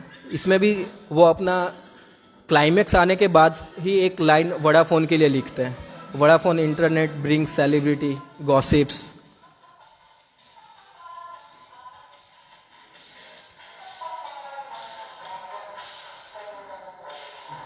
इससे बच्चे काफ़ी ज़्यादा अट्रैक्ट हुए और जो पेरेंट्स लोग चैनल चेंज कर रहे थे वो चेंज नहीं करने दे रहे थे बिकॉज ऑफ कि उनको ये जुजू का कार्टून देखना है, दैट्स इट। तो उन्होंने लोगों की मेंटालिटी को समझा कि हम जब तक आउट ऑफ द बॉक्स नहीं जाएंगे मार्केटिंग फील्ड में, एक ऐसा फील्ड है जहाँ पे think out of the box नहीं सोचेंगे तो हम मार्केट में कहीं ना कहीं पीछे रह जाएंगे। और इसके बाद वोडाफोन का शेयर तकरीबन 26% से आगे बढ़ा और उन्होंने एयरटेल को ओवरटेक किया। और 2011 में इंडिया में सबसे ज़्यादा टेलीकॉम सेक्टर में अगर किसी का एक्सपांड रहा तो वोडाफोन का था। आगे बढ़ते हैं। हमारी अगली स्ट्रेटजी है गोरिल्ला मार्केटिंग। बेसिकली ये ऐसा इंटरेस्टिंग मार्केटिंग स्ट्रेटजी है जो मेनली गवर्नमेंट से जुड़े हुए लोग इस्तेमाल करते हैं बिकॉज ऑफ कि इसमें सरकार ऐसा चाहती है कि हमें ऐसा कम से कम बजट वाला कैंपेन दो जिसे हमें ज़्यादा पैसा भी ना देना पड़े तुमको और वो कैंपेन भी हमारा हो जाए सफल। तो गोरिल्ला मार्केटिंग उनके लिए यूज़ की जाती है। बेसिकली ये मार्केटिंग स्ट्रेटजी में ऐसा होता है, लो बजट होता है, लिमिटेशंस ऐसी होती है कि पर्टिकुलर टाइम स्लॉट्स में आपको दे देना होता है और एक बजट की इतनी मर्यादा कि एक तरीके से किसी भी बड़े ब्रांड के लिए वो फ्री में ही कैंपेन कर रहे हो इस तरीके का हो जाता है। लेकिन पीयूष पांडे जी के मन में एक बात यही खटक रही थी कि हमने कमर्शियल ऐड तो बहुत बड़े बड़े कर लिए हैं लेकिन हमें अब गवर्नमेंट कैंपेन पकड़ने हैं। सरकार की नज़र में हमें ऐसा एस्टेब्लिश बनाना है कि यार ओगिलवी का नाम भारत में एक्सपांड हो। ये 2006 की बात है जब ओगिलवी इतना बड़ा नाम नहीं था मार्केटिंग इंडस्ट्री में। तो सिर्फ और सिर्फ ओगिलवी ब्रांड के लिए उन्होंने जो मेन फाउंडर है उनसे इजाज़त ली कि हम राजस्थान का एक कैंपेन कर रहे हैं। बेसिकली राजस्थान का ये टूरिज़्म का कैंपेन था, 2006 की बात है। और उस वक्त टूरिज़्म मिनिस्टर थी यशोधरा राजे जो कि ज्योतिरादित्य सिंधिया जी की बुआ हैं और वसुंधरा राजे जी की सिस्टर हैं। और टूरिज़्म मिनिस्ट्री में सबसे पहले पीयूष पांडे जी को तो बुलाया गया, मीटिंग हुई। उस मीटिंग के दौरान ऐसे वाकया हुए कि वो किससे सुनोगे आप, तो थोड़ा इंटरेस्टिंग है, आप भी मैं प्रेजेंट करता हूँ वो किससे क्या थे। बेसिकली वो जब मीटिंग हुई तब पीयूष पांडे जी ने बहुत बड़ा पीपीटी प्रेजेंट किया था कि हम ये करेंगे, ऐसा कंटेंट शूट करेंगे जो राजस्थान को एक नेक्स्ट लेवल ले जाता है। राजस्थान की नेचुरल, वहाँ की जो भी अजमेर से लेके जयपुर, एक अलग अलग जो फोर्ट है, रॉयलिटी है, हम उसको शो करेंगे। लेकिन यशोधरा राजे सुन रही थी लेकिन वो लास्ट में सिर्फ ऐसा बोलती है, पीयूष जी हमारे इस कैंपेन के लिए बजट समझिए इतना ही है जितना आपका एक दिन का पॉकेट मनी हो। तो पीयूष पांडे जी दंग रह गए और यहीं पे गेम चेंज होता है। उनको ये गवर्नमेंट की डील जाने नहीं देनी थी क्योंकि कहीं ना कहीं वो सरकार में अपना प्रेजेंस बनाना चाहते थे और उन्होंने ये चीज़ एग्जीक्यूट किया। और उन्होंने कहा कि ये कैंपेन मैं फ्री में भी करने के लिए तैयार हूँ बिकॉज ऑफ कि हमें सरकार के साथ जुड़ना है। और वहाँ से गोरिल्ला मार्केटिंग की फर्स्ट स्ट्रेटजी उन्होंने तैयार की। बेसिकली उन्होंने बोला कि हमें कम से कम फ़ोटो खिंचवाने के लिए एक कैमरा पर्सन हायर करवा दीजिए, वो स्टॉक इमेजेस लेके हम कैंपेन चला देंगे। उन्होंने बोला हमारे लिए इसके लिए भी कोई पर्टिकुलर बजट सेट नहीं होता, ये भी एक्सपेंस हो जाएगा हमारे लिए। यानी कि कैमरा पर्सन तक अलॉट नहीं किया गया राजस्थान गवर्नमेंट की तरफ से और एक कैंपेन तक को तैयार करना, ये एक बड़ा चैलेंज था, एक तकरीबन फ्री का ही काम था। लेकिन उन्होंने इस चैलेंज को एक्सेप्ट किया और 2006 में उन्होंने राजस्थान गवर्नमेंट से कुछ ऐसे पिक्चर्स मंगवाए जो बहुत पुराने हों, जिसमें कुछ तो ऐसे पिक्चर्स थे जिसमें डॉट पड़ जाता हो, फोटो ब्लर हो जाता हो, ख़राब हो, पीला पड़ जाता हो, कुछ ऐसे स्टॉक इमेजेस थे। तो पीयूष पांडे जी के पास यही चैलेंज था कि उसी 10 फोटो से उनको एक कैंपेन डिज़ाइन करना है। अब 10 फोटो की लिमिटेशंस कुछ तो उन्होंने इंटरनेट से लिए और क्रिएटिव कराया और फिर इसके बाद राजस्थान टूरिज़्म का एक एड कैंपेन डिज़ाइन हुआ। वो ऐसा कैंपेन रहा कि जिसके बाद भारत सरकार ने ही नहीं बल्कि बाहर के कांस फेस्टिवल में भी उस कैंपेन को बड़े अवार्ड से नवाजा गया, बेसिकली यूके में, और बहुत बड़ी सिद्धि उन्होंने हासिल करी। और ये कैंपेन का ऑब्जर्वेशन भी उन्होंने अपने फादर से ही लिया था। उनके फादर एक कहानी सुनाते थे बचपन में कि ये देखो दरियाई घोड़ा, वो देखो पहाड़ का मेला, ये देखो झरने कैसे चल रहे हैं, तो ये देखो वो देखो, उसका जो टीम मिक्सचर था वो उन्होंने राजस्थान कैंपेन में यूज़ किया कि तिल देखो, ताड़ देखो, अंबर का पहाड़ देखो, जयपुर की महल देखो। ये कैंपेन बेसिकली आप देखेंगे तो ज़्यादा समझ में आएंगे, मैं पंक्तियाँ थोड़ा भूल रहा हूँ। तो राजस्थान टूरिज्म का कैंपेन मैं प्रेजेंट कर रहा हूँ आपके सामने, और ये इतना बड़ा हिट कैंपेन रहा कि अगले 20 साल के लिए राजस्थान टूरिज्म का सारा प्रोजेक्ट ओगिलवी को मिला।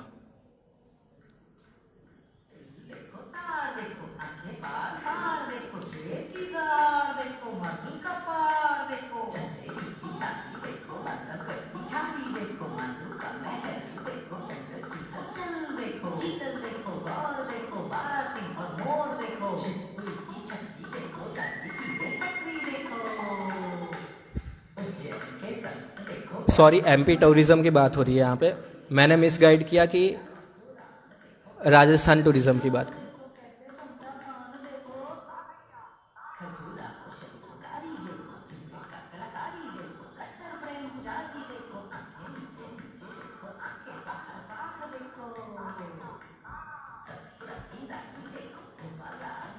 That's it.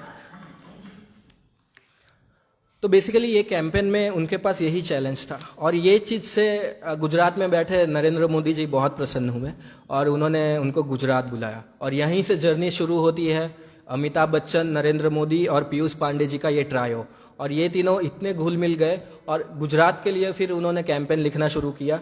गुजरात में बजट के लिए कोई इशू नहीं था, मोदी जी ने बोला था कि आपको जितना भी बजट कैंपेन इशू चाहिए हमारे एंड से, वो टोटली हम गुजरात सरकार गवर्नमेंट आपको प्रोवाइड करेगी, और आप इसमें जितने भी बड़े फेसेस हैं बॉलीवुड के, आप जिसको भी चाहे आप उसको इस्तेमाल कर सकते हैं। तो फिर उसके बाद कम्युनिकेट हुआ अमिताभ बच्चन जी से, और अमिताभ बच्चन जी के साथ तकरीबन 20 मिनट का वार्तालाप नरेंद्र मोदी जी और पीयूष पांडे जी तीनों एक साथ बैठ के उन्होंने डिसाइड किया कि गुजरात के लिए हमें क्या करना है बेसिकली। तो वहाँ से उन्होंने कुछ दिन तो गुजारो गुजरात जैसे कैंपेन को लिखा, एग्जीक्यूट किया। गिर हो, सापुतारा हो, अंबाजी हो, फिर गांधीनगर हो, अक्षरधाम टेम्पल हो, यहाँ डिफरेंट जगह पे जाके कच्छ का बहुत जिक्र हुआ इसमें, कच्छ के लिए एक अलग कैंपेन तैयार किया गया। तो कुछ दिन गुजारो कैंपेन में इतना बड़ा हिट रहा कि फिर भारत सरकार ने अतुल्य भारत के लिए पीयूष जी को बुलाया, और वहाँ से अतुल्य भारत कैंपेन भी उनको मिला और उन्होंने बहुत प्रसिद्धि हासिल की। और ये 2012 की बात है। फिर कॉमनवेल्थ गेम्स हुआ। डाक वाला एक वाकया याद है कि इंडियन डाक ने भी पीयूष पांडे जी को ही फिर उसके सारे जो भी एडवर्टाइजिंग के कैंपेन थे वो सौंपे। फिर 2014 की एक बात आती है जहाँ की गेम चेंजिंग पॉइंट आता है यहाँ से, जो कि है पर्सनलाइज मार्केटिंग। पर्सनलाइज मार्केटिंग को नरेंद्र मोदी जी ने अपने कैंपेन में इस तरीके से यूज़ करवाया। बेसिकली बीजेपी की कैंपेन की मैं बात कर रहा हूँ, 2014 जब लोकसभा चुनाव हो रहे थे। तो 3 रणनीतिकार इसमें मेन माने गए, जो पीयूष पांडे के साथ साथ प्रशांत किशोर, नरेंद्र मोदी जी खुद, अमित शाह चौथे। उन चारों ने डिसाइड किया, साथ साथ में बीजेपी की आला कमान भी बैठी थी। ये दिल्ली में मीटिंग हुआ बेसिकली। वहाँ पे अरुण जेटली जी भी हाजिर थे, बीजेपी के सारे, आडवाणी से लेकर अटल जी, सभी लोगों ने ये एक पॉइंट पे आए कि इस कैंपेन का बेसिकली ये ऐसा इलेक्शन कैंपेन चलना चाहिए जिसमें बीजेपी को कम हाईलाइट हो और मोदी जी का चेहरा ज़्यादा दिखे। बिकॉज ऑफ बीजेपी पहले ही सर्वे करा चुकी थी कि अगले कैंपेन में हमें किस तरीके से फ़ायदा मिल सकता है। तो सभी कैंपेन के सर्वे में ये आया कि बीजेपी से ज़्यादा पॉपुलर फेस अगर है बीजेपी के लिए आने वाले इलेक्शंस में तो वो नरेंद्र मोदी ही है, और वो बड़ा चेहरा है।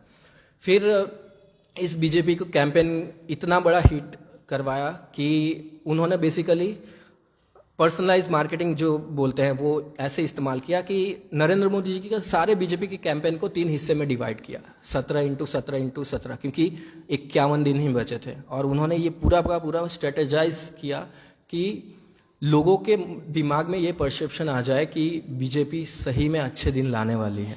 तो 3 कैंपेन किस तरीके से डिज़ाइन किए गए वो मैं आपको बताता हूँ। सबसे पहले तो जो फर्स्ट 17 कैंपेन लिखे गए उसमें महंगाई की उन्होंने बात की कि भ्रष्टाचार भगाओ, महंगाई भगाओ, कोयला घोटाला हो रहा है। तो ये सारे के सारे 17 कैंपेन कांग्रेस के ऊपर एलिगेशन लगाने वाले थे। दूसरे 17 कैंपेन अच्छे दिन आने वाले हैं, सारा भ्रष्टाचार और ये तो हो गया, लेकिन अब अच्छे दिन आने वाले हैं। तो उस पॉजिटिविटी को उन्होंने नेक्स्ट 17 कैंपेन में किया। फिर बाकी का बचा 17 कैंपेन जो लास्ट दौर था, उसमें एक ही बात चली, सब्जी वाले से लेकर रेड़ी पटरी वाले जहां भी देखो एक ही बात चल रही थी, अब की बार मोदी सरकार। और ये इतना बड़ा हिट कैंपेन रहा कि बहुमत में पहली बार बीजेपी बहुत सालों बाद आई थी। और कहीं ना कहीं इसका श्रेय पीयूष पांडे जी, प्रशांत किशोर और अमित शाह जी को दिया गया।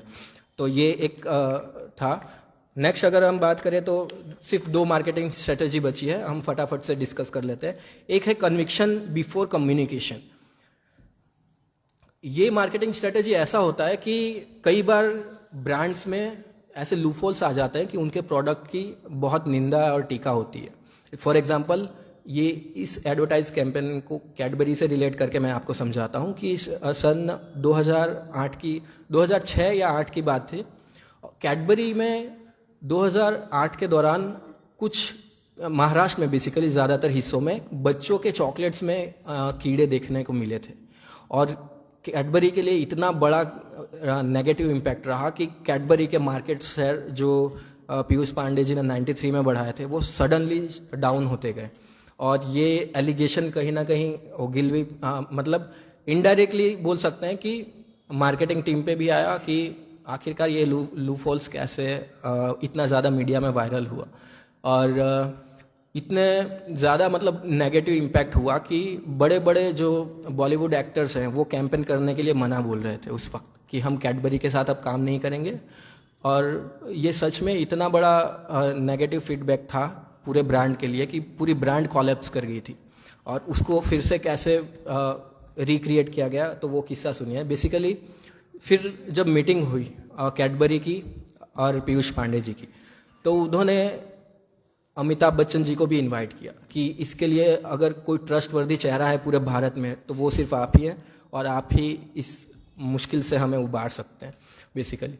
तो उन्होंने पोलियो कैंपेन से लेके आगे भी गुजरात टूरिज्म पे तब तक काम कर चुके थे वो लोग। तो पीयूष पांडे जी का और अमिताभ जी का एक बहुत अच्छा बॉन्ड एक देखने को मिलता है। क्योंकि इस बुक का अगर फॉरवर्ड की बात करें, जो एक बुक के लिए बहुत इंपॉर्टेंट है, इस बुक का फॉरवर्ड खुद अमिताभ बच्चन जी ने लिखा है।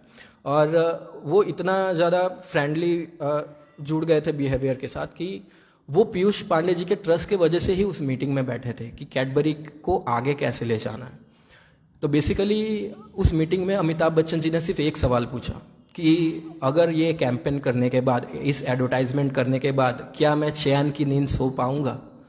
तो वहाँ सडनली बैठे लोग दंग रह गए। और पीयूष पांडे जी भी मन में सोचे, यार नींद तो मेरी भी खराब होगी, मैं भी नहीं सो पाऊंगा। क्योंकि कैडबरी अल्टीमेटली मार्केट में दिखा रहा है अगर कोई भारत में, तो वो मैं ही हूँ।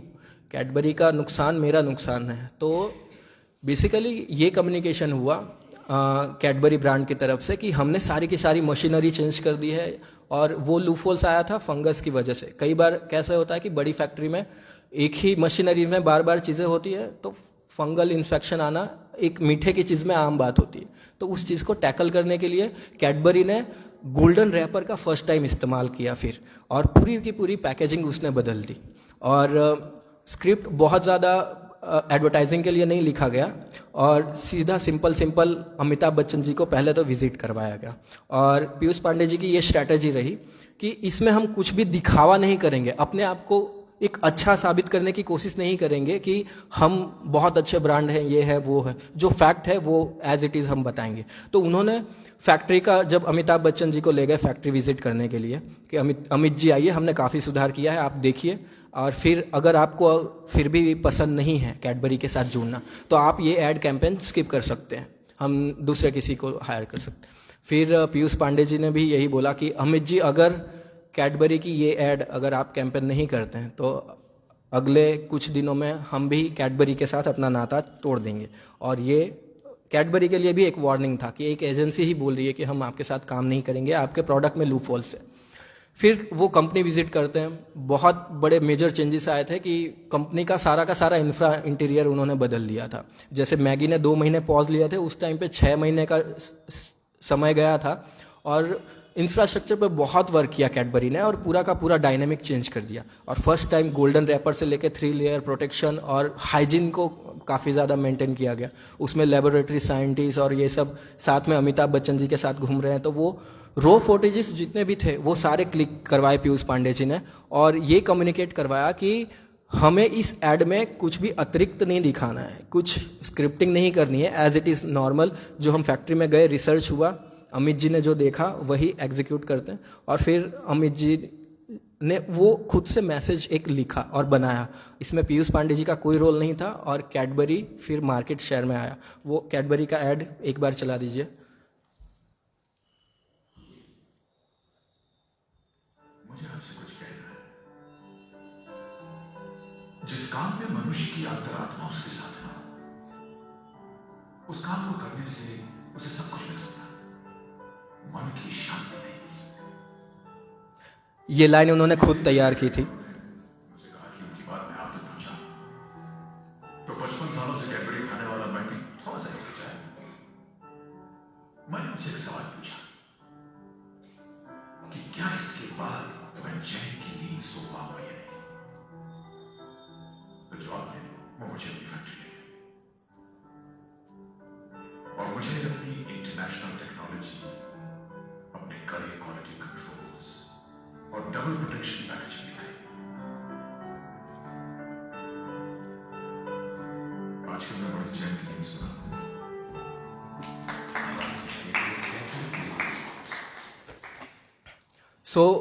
फिर इसके बाद कैडबरी का शेयर इतना हाइक बढ़ा जो 93 के दौर में बढ़ा था यूथ के साथ कनेक्ट करने के बाद। इस हाइजीन को इतना ज़्यादा अच्छा रिस्पांस मिला कि कैडबरी को लोगों ने फिर से अपनाया और फिर बहुत बड़े बड़े कैंपेन चले। पप्पू पास हो गया, कुछ मतलब मिठाई को रिप्लेस करने से उस पोजीशन पे कैडबरी आया और कुछ मीठा हो जाए जैसे बड़े बड़े कैंपेन आए और कैडबरी आज तक हम खाते हैं और वो कंज्यूम में लेते हैं। अगला लास्ट स्ट्रेटजी है, 10वां strategy, object emotion marketing. Basically एक ऐसा ऑब्जेक्ट जिससे इमोशन जुड़ा हुआ होता है और ये इमोशंस उस टाइम पे बलवंत पारेख सर हैं जो कि फेविकॉल के फाउंडर हैं। उन्होंने 60 ईयर के होने के ओकेशंस पे पीयूष पांडे जी को ये कम्युनिकेट किया था कि कुछ ऐसा कंटेंट क्रिएट करें ताकि जो फेविकॉल की जर्नी है वो सभी तक पहुंचे और एक तरीके का फेविकॉल का एडवर्टाइजमेंट भी हो और हमारा 16 ईयर का जर्नी भी दिख जाए। तो पीयूष पांडे जी ने ये डिज़ाइन किया और उन्होंने फर्स्ट ऑफ ऑल भारतीय घरों में जो फर्नीचर यूज़ होता है उसको कैसे इमोशनली अटैच्ड है उन पॉइंट्स को उस एडवर्टाइजमेंट में लिया कि उन्होंने अपने घर के ही ऑब्जर्वेशन से ये क्रिएट किया था बेसिकली कि एक वक्त था जब उनके मम्मी पापा, उनके मदर फादर जो भी, वो सोफ़े के लिए झगड़ा कर रहे थे कि ये सोफ़ा बाहर नहीं जाएगा और ये मेरे मायके से आया है। तो मायके वाली चीज़ जो है वो उन्होंने वहाँ से उठाई कि यार मायके वाली चीज़ है वो किसी भी घर में किसी भी फीमेल जो है वो बाहर नहीं जाने देती है। तो इस चीज़ को पकड़ा जाए और इसको हम एग्जीक्यूट कर सकते हैं उसके 60 ईयर के जर्नी में। फेविकॉल बहुत बड़ा रोल रहा। फेविकॉल, कैडबरी और एशियन पेंट्स, ये 3 ऐसे ब्रांड हैं जो ओगिलवी के 80% स्टेक को होल्ड करते थे और यहाँ से ही उनका रेवेन्यू ज़्यादा जनरेट होता था। तो ये तीनों क्लाइंट बहुत इंपॉर्टेंट थे। तो मल्टीपल एड्स उनके बनाते गए क्योंकि ये कॉन्ट्रैक्ट बेसिकली एक डेकेड का होता है, एक 10 ईयर का टेन्योर होता है जिसमें सारा का सारा कैंपेन संभालना होता है। तो उस प्रोडक्ट के इमोशंस को कैसे उन्होंने डिज़ाइन किया और फिर प्रेजेंट किया जो 60 ईयर के फेविकॉल जर्नी में को दिखाता है, वो एक बारी मैं आपको दिखाना चाहूँगा। ये भी इंडियन टेलीविज़न की सेकंड मोस्ट ऑडिबल ऑयल के बाद सबसे लंबी चलने वाली एड में से एक है।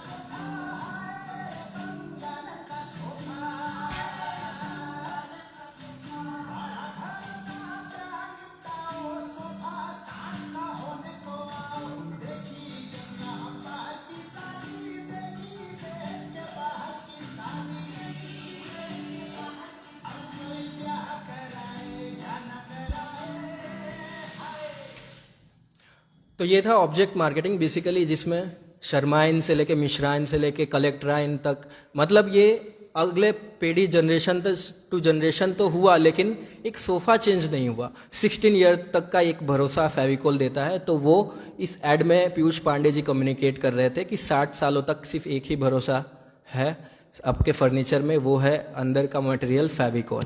तो ये 10 मार्केटिंग स्ट्रैटेजीज थी, और इस स्ट्रैटेजी के दौरान उन्होंने कई सारे ऐसे भी परेशानियां झेली, और ऐसी परेशानियां कि नौकरी छोड़ने तक की नौबत आ गई, लेकिन उन्होंने टैकल किया, हैंडल किया। और इस सारी बुक में और भी एडवर्टाइज वैसे तो मेंशन है, लेकिन समय सीमा निर्धारित होने के कारण मैं आपको ये 10 ऐड ही दिखा सका।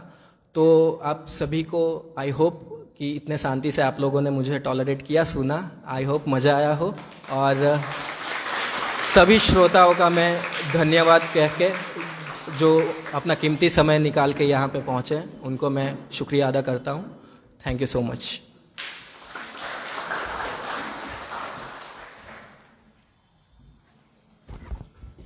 खूब सुंदर अंकित भाई, જે પ્રમાણે એક એડમાં હતું ને, कुछ ખાસ है हम सभी में, कुछ बात है हम सभी में, એ જ રીતે અંકિતભાઈ તમારી વાતમાં પણ એક હતું। અંકિતભાઈ માટે એક જોરદાર તાળીઓ થઈ જાય।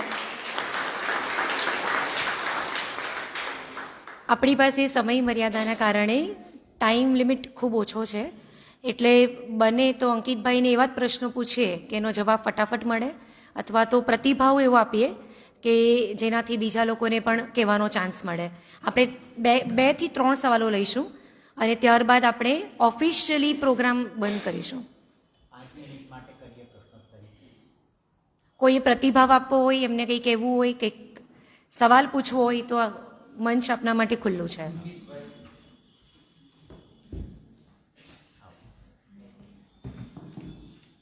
जी सर। आपका पूरा वक्तव्य इंटरेस्टिंग रहा। Thank you so much. बहुत मजा आई, एक अच्छे फील्ड की पहचान मिली। मेरा Thank एक क्वेश्चन है, पेंडुलम बुक का नाम है, उसका अर्थ क्या होता है? पैंडेमोनियम बेसिकली, हाँ बेसिकली ये पैंडेमोनियम जो बुक है, ये लिखा खुद पीयूष पांडे जी ने है, और ये 2016 में उन्होंने पब्लिश किया था। इस बुक का एक्चुअल में कोई ऐसा इंग्लिश टर्मिनोलॉजी में कोई टर्म नहीं होता है। ये बेसिकली 2 वर्ड का मिक्सचर है, पांडे प्लस उनके दोस्त उनको वो जब कहानियां बताते थे, किस्से बताते थे, तो एक हारमोनियम जैसा साउंड करते थे कि यार हारमोनियम जैसा शुरू हो गया और कहानी किस्से ये बताते जा रहा है, तो एक मुनियम उसको उनके दोस्त बोलते थे। तो ये जो टाइटल है बुक का, वो उनके दोस्तों ने ही दिया है कि ये पांडे है और ये मुनियम जैसा शुरू हो जाता है, तो ये वहां से ये वर्ड आया पैंडेमोनियम।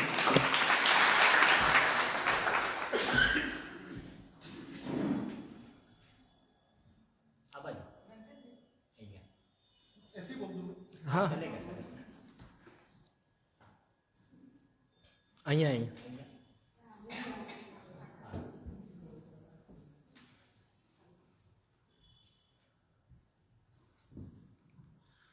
खुदा हरेक को कहाँ काबिल बनाता है, खुदा हरेक को कहाँ काबिल बनाता है।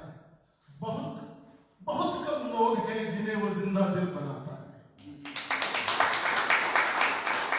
हम अपने दिल की धड़कनों को अंगुलियों पर गिन नहीं सकते, वो हरेक के सीने में अंगुलियों से दिल बनाता है। एक बहुत ही काबिल और बहुत ही जिंदा दिल इंसान के बारे में, एक बहुत ही काबिल और बहुत ही जिंदा दिल इंसान ने जो आज वार्ता की है, थैंक यू सो मच। निश्चित रूप से हम सभी लोगों को जीवन में नया जानने के अलावा अपने जीवन को इस तरह बिताने में प्रेरित करेगा कि आप कितने कम शब्दों में किसी आदमी के दिल और दिमाग में जगह बना सकें। क्योंकि एडवर्टाइजमेंट का जो असली दिल है वो ये है कि कितने कम शब्दों में कितना जल्दी आप किसी आदमी के दिल और दिमाग में जगह बना लेते हैं। निश्चित रूप से आप किसी आदमी के दिल और दिमाग में जगह बना लेते हैं तो कुछ और रहता नहीं है। बहुत सुंदर वार्ता हुई, बहुत छोटा बच्चा है, अभी से बहुत आगे जाना है। मुझे उस पांडे का एक छोटा रूप दिख रहा है, उन पांडे जी का एक छोटा रूप दिख रहा है। Thank you so much.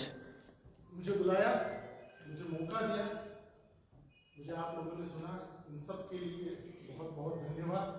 मौन प्रार्थनाएं जल्दी पहुंचती है ईश्वर तक, मौन प्रार्थनाएं जल्दी पहुंचती है ईश्वर तक, क्योंकि मुक्त होती है वो शब्दों के बोझ से। मैं और ज्यादा शब्दों का बोझ आप लोगों के बीच में नहीं डालना चाहता और अपना वक्तव्य समाप्त करता हूं, लेकिन आपको बहुत बहुत थैंक यू सो मच फूफा जी। और आप सभी का बहुत बहुत धन्यवाद। ही इज़ लाइक मेंटर और ये मेरे फूफा जी होते हैं, so thank you so much. It was a really the best book review I have ever read. So I just want to ask one advice which you want to give to our generation or the next generation from all the experiences that you read in this book. So first of all आप लोगों की generation को मैं एक ही advice करना चाहूँगा कि आज के युग में क्या है ना, फ़ोन आ जाने से माता पिता और जो बच्चे हैं उनके बीच में कम्युनिकेशन गैप बन गया है। तो अगर आप जितना टाइम अपने पेरेंट्स के साथ बिताओगे, अपने सीनियर्स के साथ बिताओगे, तो वहाँ से कुछ ऑब्जर्वेशन आपको सीखने को मिलेगा। तो इस जनरेशन को मैं एक ही एडवाइस करूँगा कि अपने मदर एंड फादर के उन गाँव वाली कुछ किस्से चुटकुले वो सुने, गांव में आप जाए कभी भी आप वैकेशन पीरियड होता है तो, और अपने सराउंडिंग कुछ भी जो चीज़ें होती है ऑब्जर्वेशन, मैंने बोला ना पीयूष पांडे जी के हर एड में observation is the key point. So आप you should learn that observation skills and अपने जो भी है आप जो भी परस्यू कर रही हैं BBA BCA व्हाटएवर, तो वो आप उस चीज़ को उसमें भी इम्प्लीमेंट कर सकते हैं और करियर में आगे ग्रो कर सकते हैं। Thank you so much.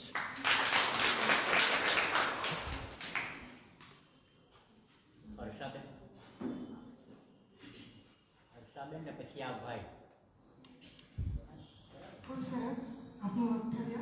Thank you so much. મને પહેલા એમ લાગ્યું 90s ના દોરમાં બેઠી છે. મને એમ ફ્લેશબેકમાં મેમરી બધી મારી નજર સામે બધી આ લેજેન્ડરી એડ્સ છે એ બધી મારા પણ એના પાછળની સ્ટોરી તમને ખબર નહીં હતી ને। એટલે જો મિસ કર્યું તો ઘણું બધું મિસ કરી દીધું. ખૂબ સરસ. અને આજની એડવર્ટાઇઝ અને પહેલાંનીમાં ફરક છે. Sure sure. ઇમોશન્સ મિસ કરીએ છીએ આપણે. આજની જનરેશન આ બધી એડમાં એક ધારાની એડ આપી. પેલા દાદાજી હતા ને એની કોઈ ઉંમર નહીં હોય. હા, લાસ્ટ ધારા हाँ हाँ એ છે ને એ જોઈને મારા પર એટલો બધો પ્રભાવ પડેલો કે મેં મારા પપ્પાને કીધું તમે હાથ તેલ લઈ આવો. અને એમાં મારી મમ્મીએ ભજીયા તળેલા એ મને યાદ છે. એટલે પ્રભાવ હતો એડવર્ટાઇઝમાં. Okay thank you so much.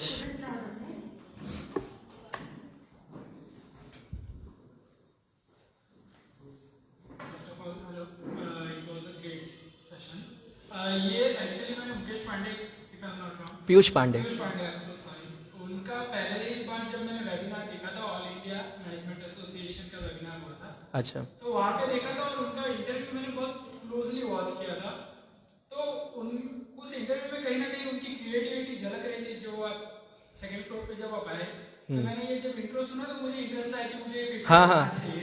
आप लाइब्रेरी में कोने में लैपटॉप में बैठे हुए थे, याद जैसे। तो यही सोच के मैं आया था कि फिर से वो क्रिएटिविटी शायद जाग जाए हमें, और वो होप लेके आया था। और आई एम ग्लैड टू से थैंक यू सो मच। वो आप सेटिस्फाइड हुए ना? Yes, sir. Thank you so much. Thank you.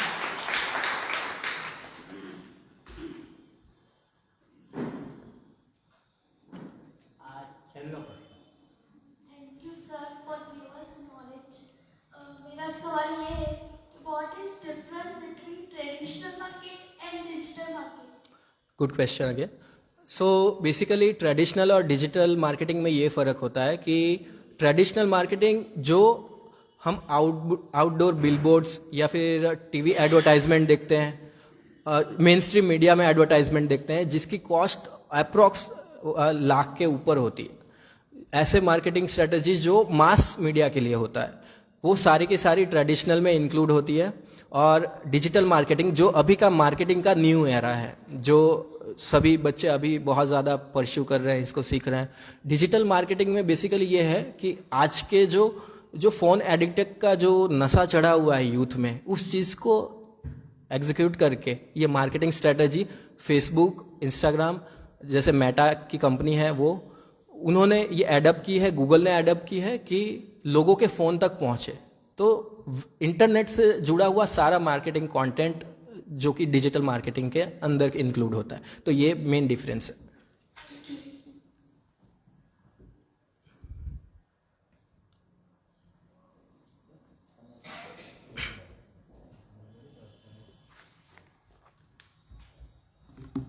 ઉપસ્થિત સૌ કોઈનો ખૂબ ખૂબ આભાર આપના પ્રતિભાવ અને પ્રશ્નો માટે. અહીં આપણે ઓફિશિયલી પ્રશ્નોત્તરી વિભાગને પૂર્ણ કરીએ છીએ અને આવતા મહિનાનું જે વાર્તાલાપ છે, જેમ આજે તમે એક ઓરિએન્ટેશન સેશન પછી આજે આવ્યા છો ફ્રોમ અગ્રવાલ કોલેજમાંથી મેક્સિમમ સંખ્યા છે, એવી જ રીતે દર મહિનાના પહેલા શનિવારે કે જે ખાસ યુવા વાર્તાલાપ યોજાય છે એમાં આવતા રહ્યો એવી આશા સાથે થોડીક અનાઉન્સમેન્ટ માટે હું દીપકભાઈને બોલાવું છું.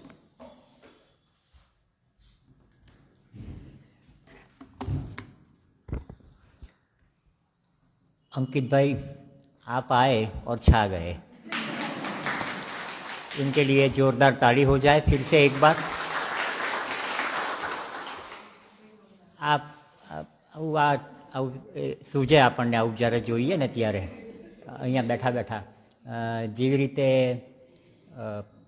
જુડેંગે તો ઉડેંગે, બધા આપણે એક થઈશું, ભેગા થઈશું, ટીમ બનીશું તો સફળતાના આકાશમાં ઉડીશું એમ. તો આ એડવર્ટાઇઝની એક ઇફેક્ટ હોય છે આપણા પર, એની અસર હોય છે કે ઓછા સમયમાં ઘણું બધું કહેવું હોય તો એના માટે આ જાહેરાતો આપણા જીવન પર કેટલી બધી અસર કરતી હોય છે એની વાત 30 સેકન્ડ, 45 સેકન્ડ કે 60 સેકન્ડની એડવર્ટાઇઝ તો આપણે જોતા હોઈએ છીએ, પણ એની પાછળ જે મહેનત હોય છે, એના પાછળ જે ક્રિએટિવિટી હોય છે, એની પાછળ જે થિંકિંગ હોય છે, અને આટલી અડધી મિનિટની એડવર્ટાઇઝ પર કંપનીઓ કેટલું બધું આગળ વધતી હોય છે એ આપણે આજે જાણ્યું.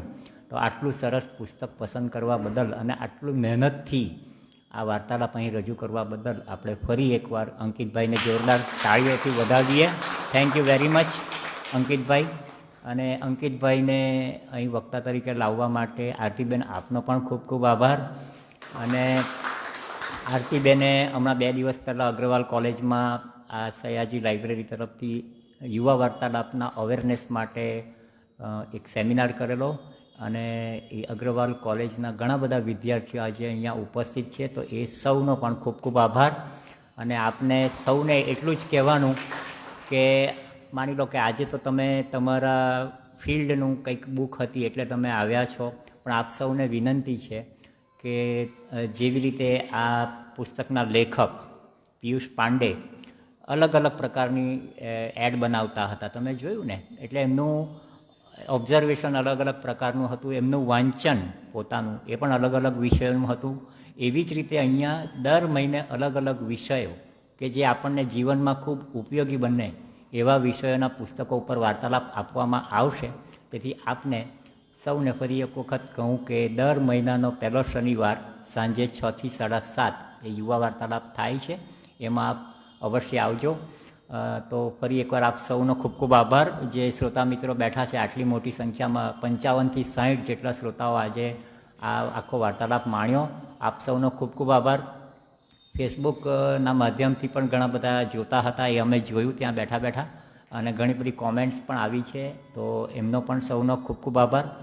હવે એક છેલ્લી 2 જાહેરાત કરીને આપણે કાર્યક્રમને સમાપ્ત કરીશું. આપણો નિયમ છે કે 6 વાગે શરૂ કરવાનું ને 7:30 પૂરું કરવાનું. તો આવતા મહિને 1 ફેબ્રુઆરી પહેલો શનિવાર સાંજે 6 થી 7:30 મને ગમતું પુસ્તક યુવા વાર્તાલાપમાં વક્તા છે પ્રજ્ઞાબેન ગુપ્તા, જે અહીંયા ઉપસ્થિત છે. પ્રજ્ઞાબેન, આપ જરાક ઊભા થજો. એ બેન બહુ સરસ પુસ્તક લઈને આવ્યા છે. આજનું પુસ્તક જેટલું રસપ્રદ હતું એટલું જ રસપ્રદ એ પુસ્તક છે. પુસ્તકનું નામ છે how to enjoy your life and your job. Dale કાર્નેગીનું આ પુસ્તક છે.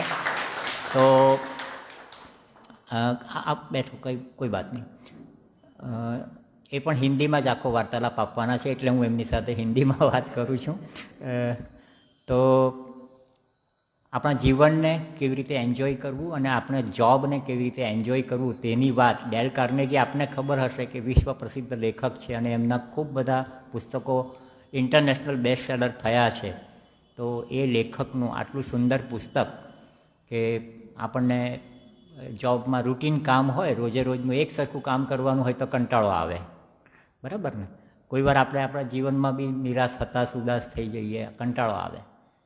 તો એનું સોલ્યુશન શું એ પુસ્તકમાં પ્રજ્ઞાબેન 1 ફેબ્રુઆરીએ સાંજે 6 વાગે અહીંથી રજૂ કરશે. પુસ્તકનું નામ છે how to enjoy your life and your job. બહુ સરસ પુસ્તક છે. તો થેન્ક યુ પ્રજ્ઞાબેન આટલું સરસ પુસ્તક પસંદ કરવા બદલ. હવે એક બીજી ખૂબ જ અગત્યની જાહેરાત છે. જે મિત્રો સયાજી વૈભવના સોશિયલ મીડિયા સાથે જોડાયેલા છે, ફેસબુકથી કે વોટ્સએપથી, એમને તો એ માહિતી મળી જ ગઈ હશે, પણ હું તમને એની ડિટેલમાં થોડી માહિતી આપું. આપણે દર વર્ષે છેલ્લા 3 વર્ષથી, એટલે આ ત્રીજો મણકો છે, સયાજી વૈભવ લાઇબ્રેરી સાહિત્ય પર્વનું આયોજન કરે છે. તો સયાજી વૈભવ સાહિત્ય પર્વ 2025 મણકો 3 એ પરમ દિવસ એટલે સોમવારથી આ જ હોલમાં રાત્રે 8:30 થી 10 દરમિયાન યોજાશે. 5 દિવસનું આ પર્વ છે. એની હું માહિતી તમને ટૂંકમાં આપી દઉં. પર્વ 1 છે નારી ગરિમા પર્વ, જેમાં આપણા સુરતના ડૉક્ટર શરીફાબેન વીજળીવાળા આવવાના છે અને વિષય છે ભારતીય સાહિત્યમાં નારી ચેતના. પર્વ 2 મંગળવારે કાવ્ય રંગ પર્વ, એમાં વક્તા છે અમદાવાદથી આવવાના છે ડૉક્ટર ઉષાબેન ઉપાધ્યાય. તેઓનો વિષય છે કબીર અને ટાગોરના કાવ્ય રંગ. પછી પર્વ 3 છે બુધવારે 8 જાન્યુઆરી બુધવાર, એમાં યુવાનોમાં અને સૌમાં જ ખૂબ લોકપ્રિય એવા યુવા સાહિત્યકાર છે અમદાવાદના. એમનું નામ છે શ્રી રામ મોરી. તમે એમને ઓળખતા હશો. તો એ બોલવાના છે લોક સાહિત્યમાં લોક સંવાદ એ વિષય ઉપર. તો અને પછી પર્વ 4 સંવાદ પર્વ છે. એમાં આ પણ બહુ જ જાણીતા વક્તા છે શ્રી ધ્વનિત ઠાકર. આરજે ધ્વનિત આપણે કહીએ છીએ ને, જેમને યુવાનો આપણે ખ્યાલ હશે તમને, આરજે ધ્વનિત. તો તેઓ વિષય લઈને આવે છે વાદ વિવાદ અને સંવાદ. અને 5મા દિવસે કાવ્ય ગુલાલ પર્વ છે. એમાં આપણા નવસારીના અને આપણા આજુબાજુના જે લોકલ કવિઓ છે, એટલે કે સ્થાનિક કવિઓની કાવ્ય પ્રસ્તુતિ થશે. એ કાવ્યની પ્રસ્તુતિનું સંચાલન કરશે ડૉક્ટર ગોપાલ ચોપડા, આપણા નવસારીના જ છે. અને એ સિવાય જે કવિઓ છે એમના નામ પણ આપને કહું તો કવિગણમાં છે હર્ષવીબેન પટેલ, ડૉક્ટર ઇન્તેખાબભાઈ અંસારી, શ્રી ઉદયભાઈ શાહ, ડૉક્ટર કીર્તિદાબેન વૈદ્ય અને ડૉક્ટર સ્વાતિબેન નાયક.